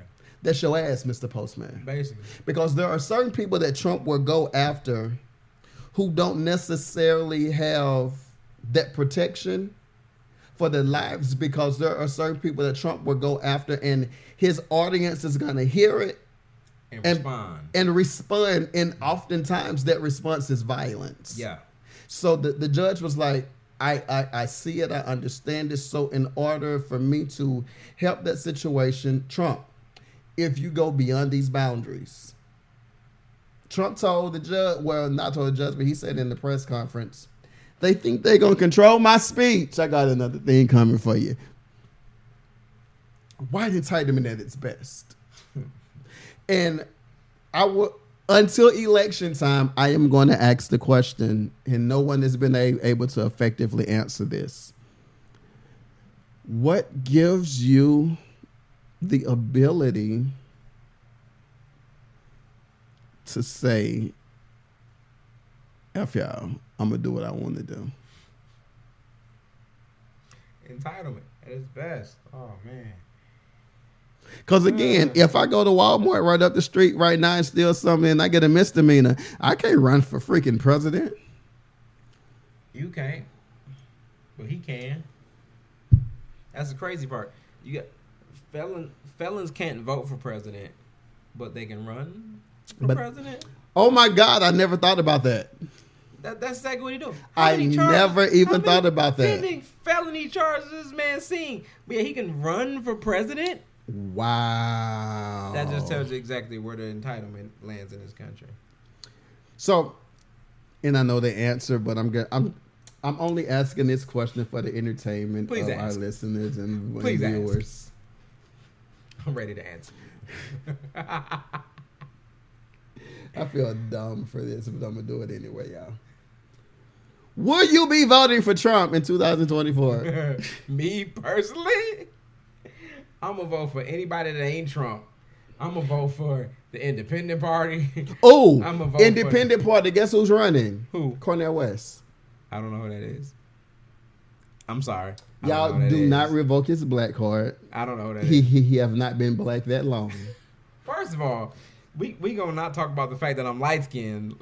He has not been black. Like I just ain't been black. Who the hell is that? Cornel West is he's been in black civil rights pretty much all his life. He's probably about.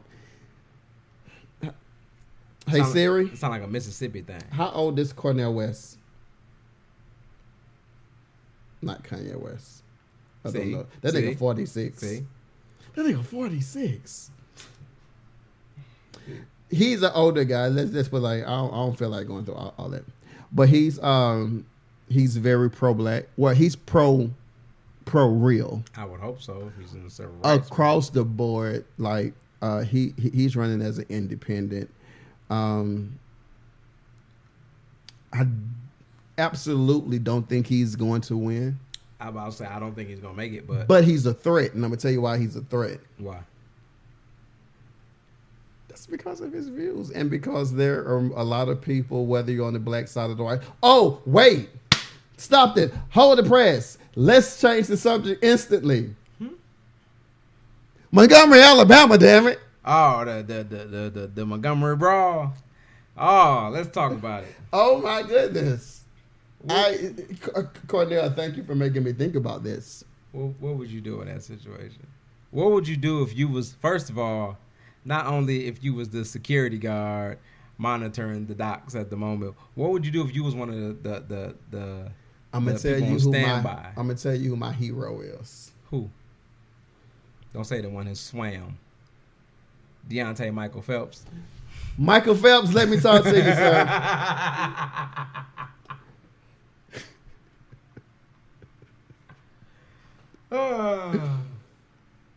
I believe that young man is the epitome, and shout out to your parents or whoever raised you or whatever got you in the mindset to say whenever you see an injustice done to your brother or sister, whether you know them or not, whether you agree with whatever. Because see, a lot of us, we don't defend us because there are certain things about us that we don't agree with. Right. At that point in time, that young man didn't see gay, straight, alcoholic, none, drug, none. All he saw is a black man that was being treated wrong. That's it. That's my hero. That is my. You are my unsung hero, sir. And the reason why we give him credit is because he didn't just sit back and record it so he can turn it in to police later. He decided to actually take action. This man jumped off of a boat that was away from the dock and was like, I'm going to help by any means.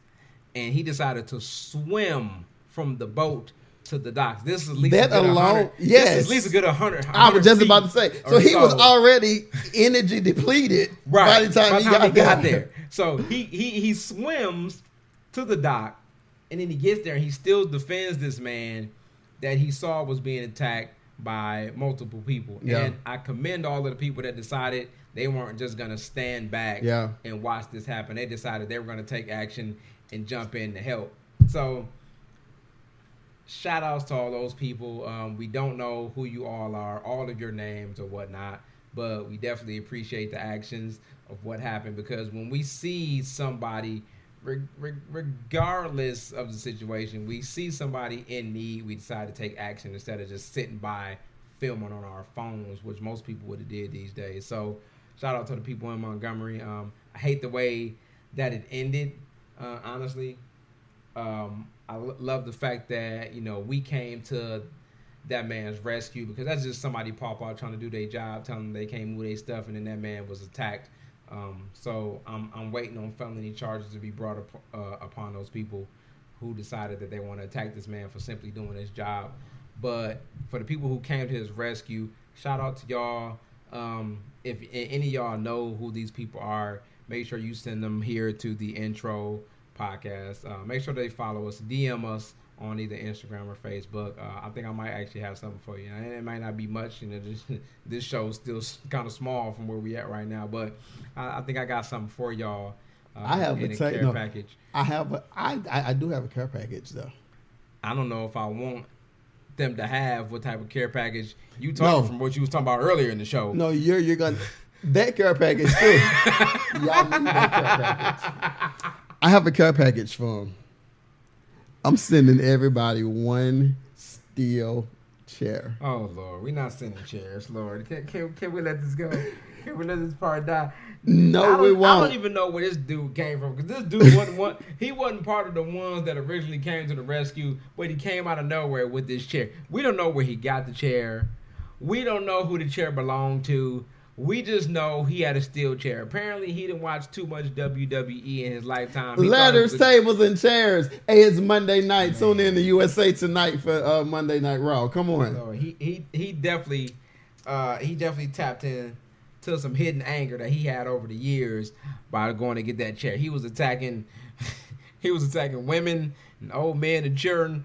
And you want that smoke? I got that smoke for you. I'm just saying. He was definitely about that life in that moment. So I'm happy that he came to our defense, but the way he kind of went about it was wrong to me. He didn't have to take the chair to them people, especially the people that was scared to attack in the first place. He didn't have to knock that lady in the water. He did that. He didn't have to do that. He did that. That was a bit excessive, but I get the premise. I get the point behind it. But do you think it's about time that we start sticking up for each other? No, most definitely. And Ricky Smiley been saying this for a while. Shout out to Uncle Ricky. Happy belated birthday. Yes, happy belated to Ricky Smiley. He made a long post about it afterwards also. Him and Steve Harvey been saying, him and Bernie Mac actually have been saying how the one thing that we don't do as people is stick together. And Bernie Mac had a joke years ago, and a lot of people didn't really find it funny or whatever, but I found it to be real. And he talks about this joke where there's three different guys. There's a black man, Hispanic man, and a white man. who all get to ask God one question. If you can kind of if you kind of stump him on a question, he'll let you in the gates or whatever. And the first two then did it, and the black man goes up and he asks, "Is like, how come black people don't stick? When black people gonna stick together?" And he didn't know the answer, so they opened the gate. So this is kind of the answer to that right now with this brawl. Black people sticking together right then and there. I feel like if that's something that we did on a consistent basis, we can move a lot further as a society, as a people, especially in these days where we kind of need each other. Like I said, our culture is kind of the blueprint for America, but yet we don't take advantage of that. Yeah. And I think we need to get to the point where we stick together and take advantage of that so we can all benefit from just being us in the first place. As far as the violence goes, I never condone violence on any people, group of people, or whatever the case, but the people doing wrong had it coming. I don't condone violence, but whenever you want that energy, hello, my name is, and this is where I am. When they decided they was going to reach back and swing because that man was just telling them that they can't have their boat right there, I mean, right there alone was enough. If I was out there, I would have jumped over the gate and landed on somebody in WWE format as well. So I'm just doing my job. I get that man was simply doing his job, and he probably just doing his job. He probably got grandkids. He trying to buy school clothes and shoes for. My favorite part of the video, besides Michael Phelps. Dante Michael Phelps. Anytime I'm in a fight now, or anytime I'm in an argument, because I work at Hilton Hotel in the Colony or whatever, and I run into a lot of discrepancies or whatever, a lot of Anglo-Saxons. Okay. I need a cap.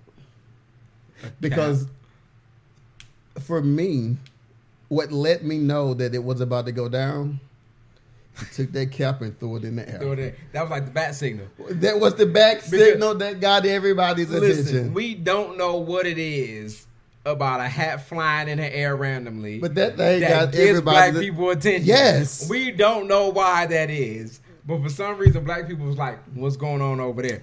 Black people ain't typically nosy like that. When you seen that hat fly out of nowhere, it got everybody's attention. Sir. And they're like, what's going on? So Tyrone came over there first.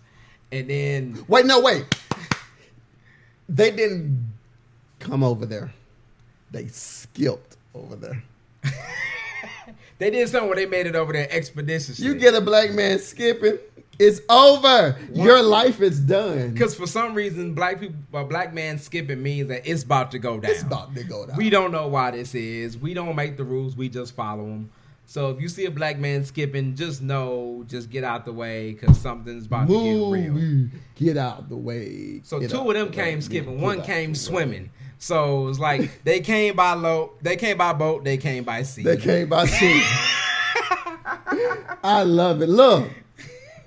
I appreciate you guys. We appreciate you guys for listening to or watching this episode of the Intro Podcast. JR, where can they find you and your business, bro? Let's go. Of course, they can always find me on Instagram at LionHeartJR. You can find out, you can check out more of our apparel at thelionheartcollection.com. Check us out on Facebook and Instagram at The Lionheart Collection as well. Check out some of our custom apparel at ExquisiteCustomCreations.com. Also on Facebook and Instagram as the same. Also make sure you listen to some dope music because he won't mention it as at I Am Trevane on wherever you get your music or streaming, whatever streaming platform you listen to your music on, especially Spotify and Apple Music. Thank you guys once again for listening to another episode of the Intro Podcast. We love and appreciate you guys. What you mean He thought we was still going to end. Oh, you got more? I have 10, 15 minutes. You got 10, 15 minutes? Of what? What were we supposed to talk about today? Oh, what's that? You bringing the smoke now? You bringing some smoke. I'm bringing the smoke? What were we talking about? We told somebody we was going to talk about something today. Oh, well, apparently we need to talk about... let's go ahead. We're going to wrap this up on this. We're going to talk about men. Man whores. Man whores. Man whores and why the fuck men are so easy. I wish I had that. Use a whore. Ew, the whole. We can put it in there somewhere. We'll find it somewhere in the reels. Yeah, why are men so easy when they come to women? Let's start there. Men, I feel like we got to do better. As men, we know that most of us are willing and ready to respond to the action of whenever a woman just simply says, "Don't you want to come by and give me some?" And it's just that simple for a woman to just get whatever they want whenever they want it. But can we as men do that same thing without being criticized or judged? Absolutely not. So why are men so easy? Wait. You are really invested in this topic. Because they're not. I need to be. Come on, let's go. Because I used to be one of those man whores. I used to be one of those ones that a woman would be like, "What, you want to come get me some?" I'm like, you know, we so goddamn stupid. Like, so stupid. Like, yeah. Just send me the address. I'll be on my way. We don't know or care she got a man. We just want some. We don't know or care who she live with. Yep. We just like, yeah, I got or the kids in the bed or not. We don't even care most of the time. Now, lock them niggas out. Some of us care. Later on down the line, I started to care about stuff like that. Yeah. But in the beginning, we didn't care. The kids in the room, they sleep. Okay, cool. Let's just go ahead. You got to lock on the door, put a towel on the door. That way the door don't easily come open. If you in jail, put a towel on the thing. Don't in the thing. Whoa, wait a minute. That's a whole nother conversation there, sir. Like... Boosie taught me that. Anyway. Oh Lord, don't learn from Boosie. Boosie said his son is fine. By the way, that don't make a good source of no. Information. He said that his son is fine. What you mean? Like, why you talking to? I'm gonna give you the camera and I'm gonna let you go. Look that up. But men, let's talk about it. Men, why don't we have the same reservations as women when it comes to giving up our stuff? Because we know some of us got some $1 million peen out there. Okay, just gonna call a spade a spade. Some of us got some peen out there that make a woman shiver afterwards. Okay, so why should we have to give that up just because she say so? You know why? How come we ain't been giving $40 afterwards? Now, I know, right? It sounds like a lowball number in the first place, but why aren't we treated with the same rules and respect as women treat not only themselves but each other? Why don't we treat ourselves and each other the same way that women do? Like they got what's magical between their legs. Don't we got the same thing? Because last I checked, no, we don't have the same thing. They got the thing that you can go into. We got the thing that goes into it. But still, I mean, does it not work the same way? It does because I've had both. I'm just saying. Lord, can they not reach their, let's say, quote unquote full potential? Full potential without it. They can't get to where they trying to get to. Whether it's the real thing or silicone. Nah, silicone ain't it. Silicone is cool, but it don't work like the real thing. That part. It don't never work like the real thing. That's why they call us in the first place. That part. If silicone just simply did its job, then they wouldn't need to call us.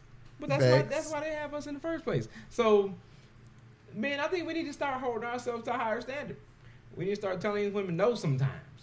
Now, I know that might be hard for us to do. Wait, do you? I was literally going to interrupt you and ask, do you really want to say no? That's the problem. We don't want to say no. Because what happens is this. If you tell me no too many times, guess what I'm going to do? I'm going to stop dealing with you. And that's exactly what women do, too. Yes, they do. If we tell them no, we got standards and morals. I'm going to call Tyrone. A woman going to say, good for you. Mm-hmm. And all they're going to do is call the next nigga line up in their phone. So, damn. Maybe I'll answer my own question. Do you want to say no too many times to that good? Because once you say no too many times, they're going to call me. And I'm going to be like, although I'm gay, baby, let's go about that life. Oh, let's talk about Boosie right fast. Boosie, this comes from hiphopdx.com. Boosie Badass gushes. I love this topic. Gushes over his fine 14-year-old son. My sperm is everything. I don't know why people make Boosie seem like I hate like the bad guy in any way, shape, or form. Nah. Okay. So Boosie Badass has again praised his children's genetics, this time celebrating his 14-year-old son's fine features while also patting himself on the back for his sperm. The Baton Rouge rapper took to Instagram on Wednesday, August 2nd to post a video of his young son, Ray, donning some sleek sunglasses while posting up in the mall. My son, Ray Ray _ the model, is so fine in that's at New Orleans. That's at mature Louisiana. for his age. He makes 15 on the 15th. Hazel, light brown eyes. Ian. He the tallest boy in the family with a athletic build. Boosie wrote in the caption. He can. This is too detailed about your son. He asks, can he go to at sexy red video shoot in? Check out the girls. My response: fucking right, you can. Ian, do your shit. This boy is go be the truth. I see it. Proud daddy, my sperm is everything. Now let's keep in mind. This is the same father who allowed, I think at the age of 12 years old, grown women to give his son fellatio. Was that him? Yes, sir. It might have been. Question is, it's not even a question for me. I know me. My son is 24. How do you feel? I'm going to ask a dumb question. Can I ask you a dumb question? Ask a dumb question. Tez is 12. Your homegirl 20. Can I suck your son up? First of all, she's asking that. I got more questions after that if you want to suck up a 12-year-old personally. The answer is no. No, you can't suck up my 12-year-old son because that sounds stupid. It sounds stupid that you want to suck up my 12-year-old son in the first place. What type of pedophile shit is you on? That part. So, I don't know. I can't even see why this would remotely be okay to decide, let's go ahead and just make this happen. Now, let's just do it. Understand that some fathers want to seem cool to their sons, so they go to the extreme. I believe recently we had, who was it? Blueface. Blueface had his son. He had strippers there, and his son is what, like less than 10? Less than 10. And Blueface got mad because his son wasn't giving the strippers no attention. He didn't think about strippers he asked his at son, this age. are you gay? He want to play the game right now. He ain't thinking about strippers right now. None of that. Right. This nigga ain't even 10. He ain't hit puberty yet. He ain't thinking about pussy. Yeah. Wait. Say it again the way you just said it. He ain't thinking about no pussy. Pussy? I don't understand why some of these dudes just, there's no way in hell they should really be fathers. Like, that's not what your son is thinking about at the moment. He thinking about video games and, big wheels, bikes, being outside with his friends, that type of stuff. And yet, you got pussy in this man's face, expecting him to this man dick can't get hard. He don't even know what this shit is. He don't know what the fuck this. To him, this is a gross body part. He got liquid come out of it. Get it away from me. Because it smell like fish and tartar sauce a little bit. Get it away from me. Like, it depends. I mean, if she been talking like that, they don't tell. She been scrubbing the ground. They don't tell her what she didn't picked up while she was scrubbing the ground with it. But anyway, what do you do if at the age of 16, 17, 18, 19 years old, this same son decides to say, Daddy Blueface or whatever you call him, I'm gay? Well, that means all of this shit that you doing now means absolutely nothing. Not a bitch ass thing. Because you wanted this man to want pussy. He don't even want pussy overall anyway. Like, first of all, he was a kid when you showed him his pussy. A baby. If anything, you should probably turn him away from pussy. Like, what, well, I'm not even going to say that, which is why I think it's, God, we need to stop today's show. We're probably at the 2 hour mark. But this is why some people shouldn't procreate. Yeah. I think Blueface was one of those from the moment he came out with his first single. I didn't think that he needed to. What? I'm going to be honest. I know none of his music. And I'm glad you don't. I have never heard nothing from him nor the girl, nor his. Blueface has never came out with a song that's made me proud that he was in black culture. Personally, the one song that remotely he did that was like, that's okay, was the song that originally Mo3 did, and he tried to redo it. And you cannot redo a Mo3. First of all, shout out to the family. Shout out, rest in peace to Mo3, Dallas's very own. But Mo3's version, even though it wasn't supposed to release, it's probably one of the biggest versions in the U.S. today. Most people don't even know that Blueface came out with a version of that song. Mm-hmm. So that just shows you right there what Blueface is. I don't know why he had a deal from the first song that he came out with that he was the modern day Silk the Shocker too. I don't know why Cardi B decided she wanted to get on the remix to this so-called song in the first place. Granted, I know Cardi likes being every goddamn word, but this is one of the places, Cardi, we didn't want you to be. Shout out to Cardi B. I am a Cardi fan. I know these Nicki Minaj people, y'all gonna get in my DMs and crucify me. Whatever. But I think that, I don't know, I feel like for me,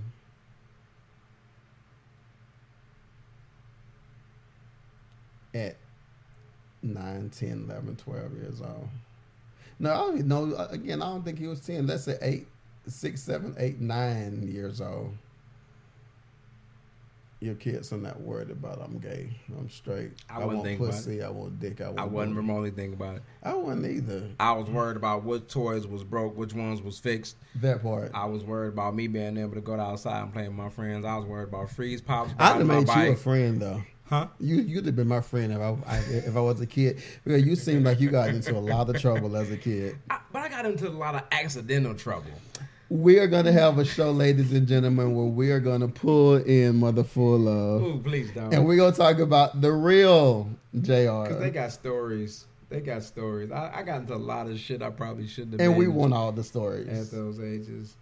Before we end today's show, let me, guys, give you some information. Today's show, of course, is sponsored by Diane Kleins with DS Enterprises, but also Legal Shield. I am a faithful user of Legal Shield because sometimes I don't do right, or sometimes they don't do right. But when I need legal assistance for anything in my life, Legal Shield has the ability to meet me where I am, whether it's tickets, court, like even if it's a criminal thing. Did I do it? Y'all didn't see me. You got some good lawyers on your hands. Look, for more information, I'm talking about it and didn't even pull up the website. But while I'm talking about it, I blame it. What we drinking again? Don't blame it on me. Kuko. Blame it X. on alcohol. Kuko X. Not Kukox, as Taz like to call it. Ooh, I like premium distilled tequila, 100% de agave. Come on and talk like Reposado. You know what she's saying. I do. I know a little bit of Espanol. Come on. Today's show is sponsored by Diane Kleins, an independent associate with Legal Shield, offering legal services starting at $29.95 and identity theft starting at $19.95 a month. Yes. They provide a will, a living will. They assist with moving violations, contract reviews, consultation, and more. Do me a favor and contact Diane Kleins at 214-881-5225 or go to dskleins.ladiesofjustice.com. I am not going to get out of today's show without doing this. Thank you. You all have been a part of who we are for a long time. Whether you've been a part from the very beginning whenever it was just me, whether you were a part of it whenever it was me and Kelly, whether you were a part of it when it was me, JR, and whatever her name was. I know. I'm not going to do that. What's her real name? And give her power. No, I'm going to give... No, she was part of the progression, so I'm going to have to do... What's her... Stephanie? Yeah. Whether you were a part of it whenever it was me, JR, and Stephanie, or whether you are a part of it right now, we appreciate you guys. A lot of people have been asking what happened to the TV show. I'll say this. Due to what's going on in Hollywood with the streaming purposes of making sure that actors and whatever get their money for streaming online, we decided to postpone TV because I want to make sure that with what we do, those who are included from JR to our writer Glenette to Pastor C and anybody else who has anything to do with the intro, I want to make sure that I'm able to basically pay according to what they're worth. Yes. So until that writer's strike and actor strike is over, it's definitely not going away, but we're taking our time and being careful on how we approach it, because I want to make sure that the people who are involved get what they need to get. So we're gonna give you podcasts, we're gonna give you YouTube and all that other good stuff. People are asking me, what am I watching? Have you ever heard of a show called Swagger? Haven't. Do you have Apple TV? I don't know, I might have it. There is a TV show on Apple TV. It's called Swagger. Ice Cube, his son O'Shea Jackson. Okay, yeah. So you a sports guy, so you would absolutely love this show. Swagger is a show. Ice Cube's son plays, O'Shea Jackson plays his last name Jackson, right? Mm-hmm. He play. I'm just making sure because I don't want to get 50 Cent and all the other people confused. Lord. He plays a high school basketball coach. Okay.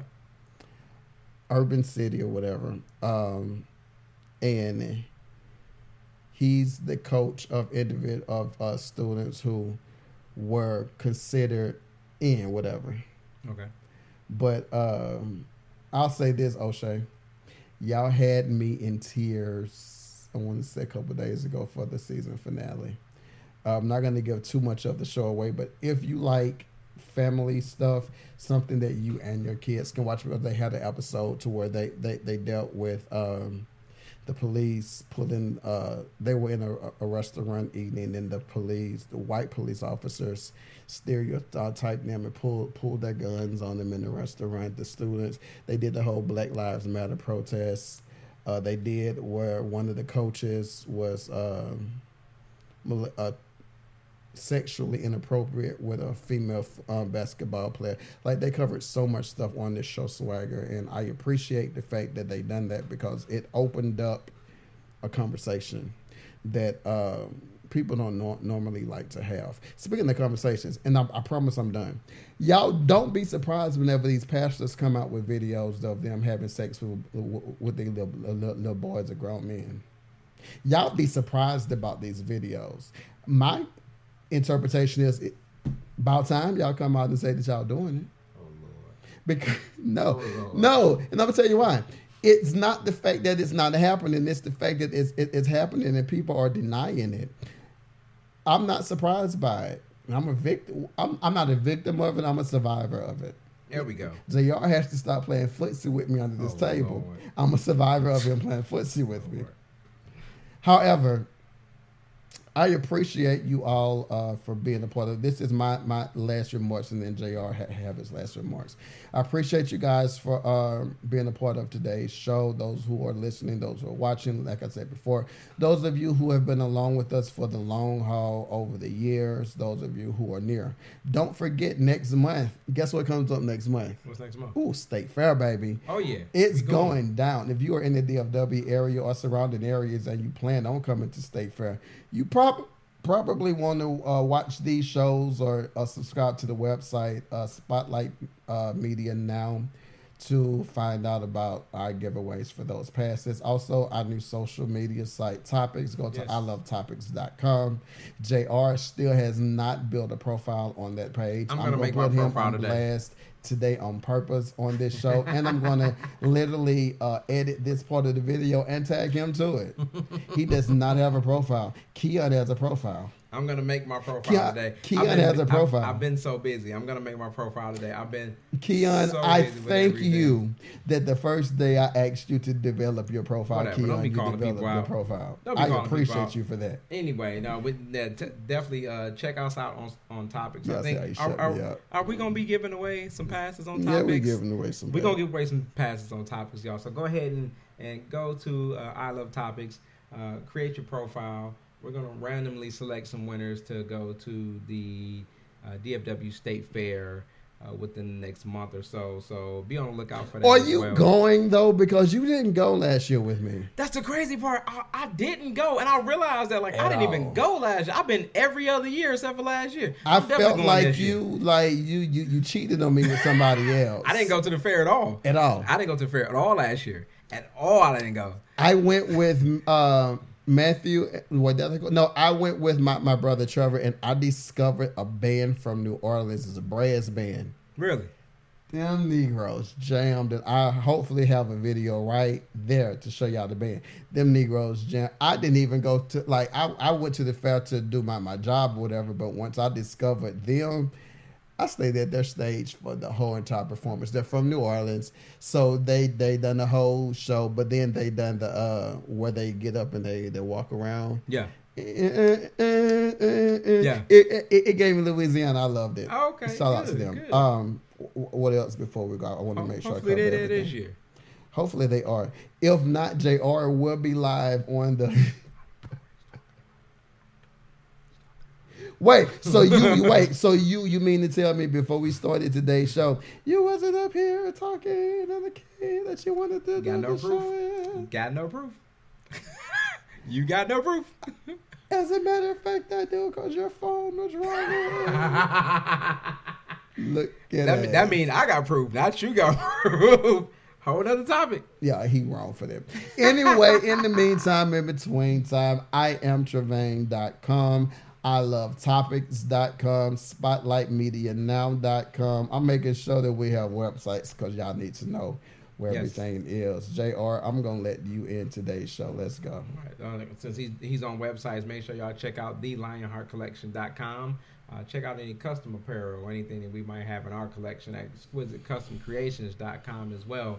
Make sure y'all follow us on all social media, and make sure y'all go ahead and join that Topics social network that we're creating. Look at him.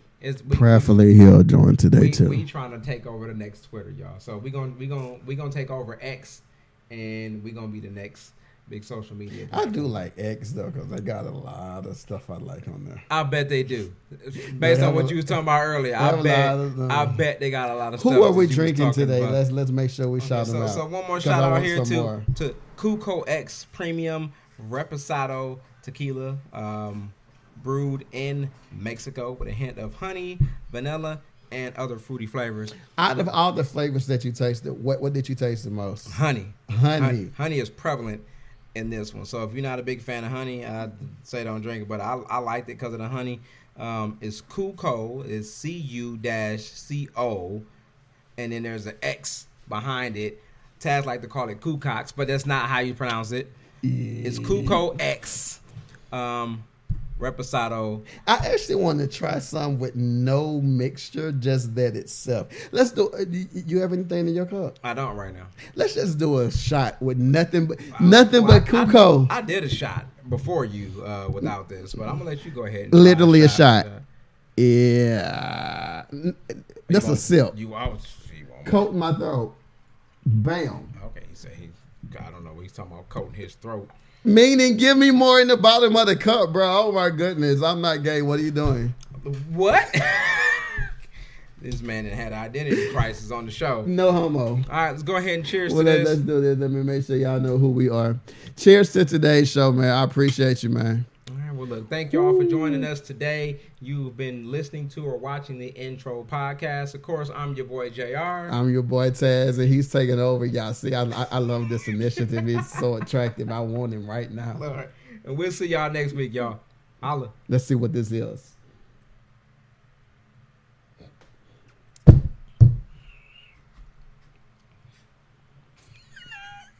Take it. Take it. Take it. Tequila burned by itself. He didn't grew chest hair in the last 30 seconds.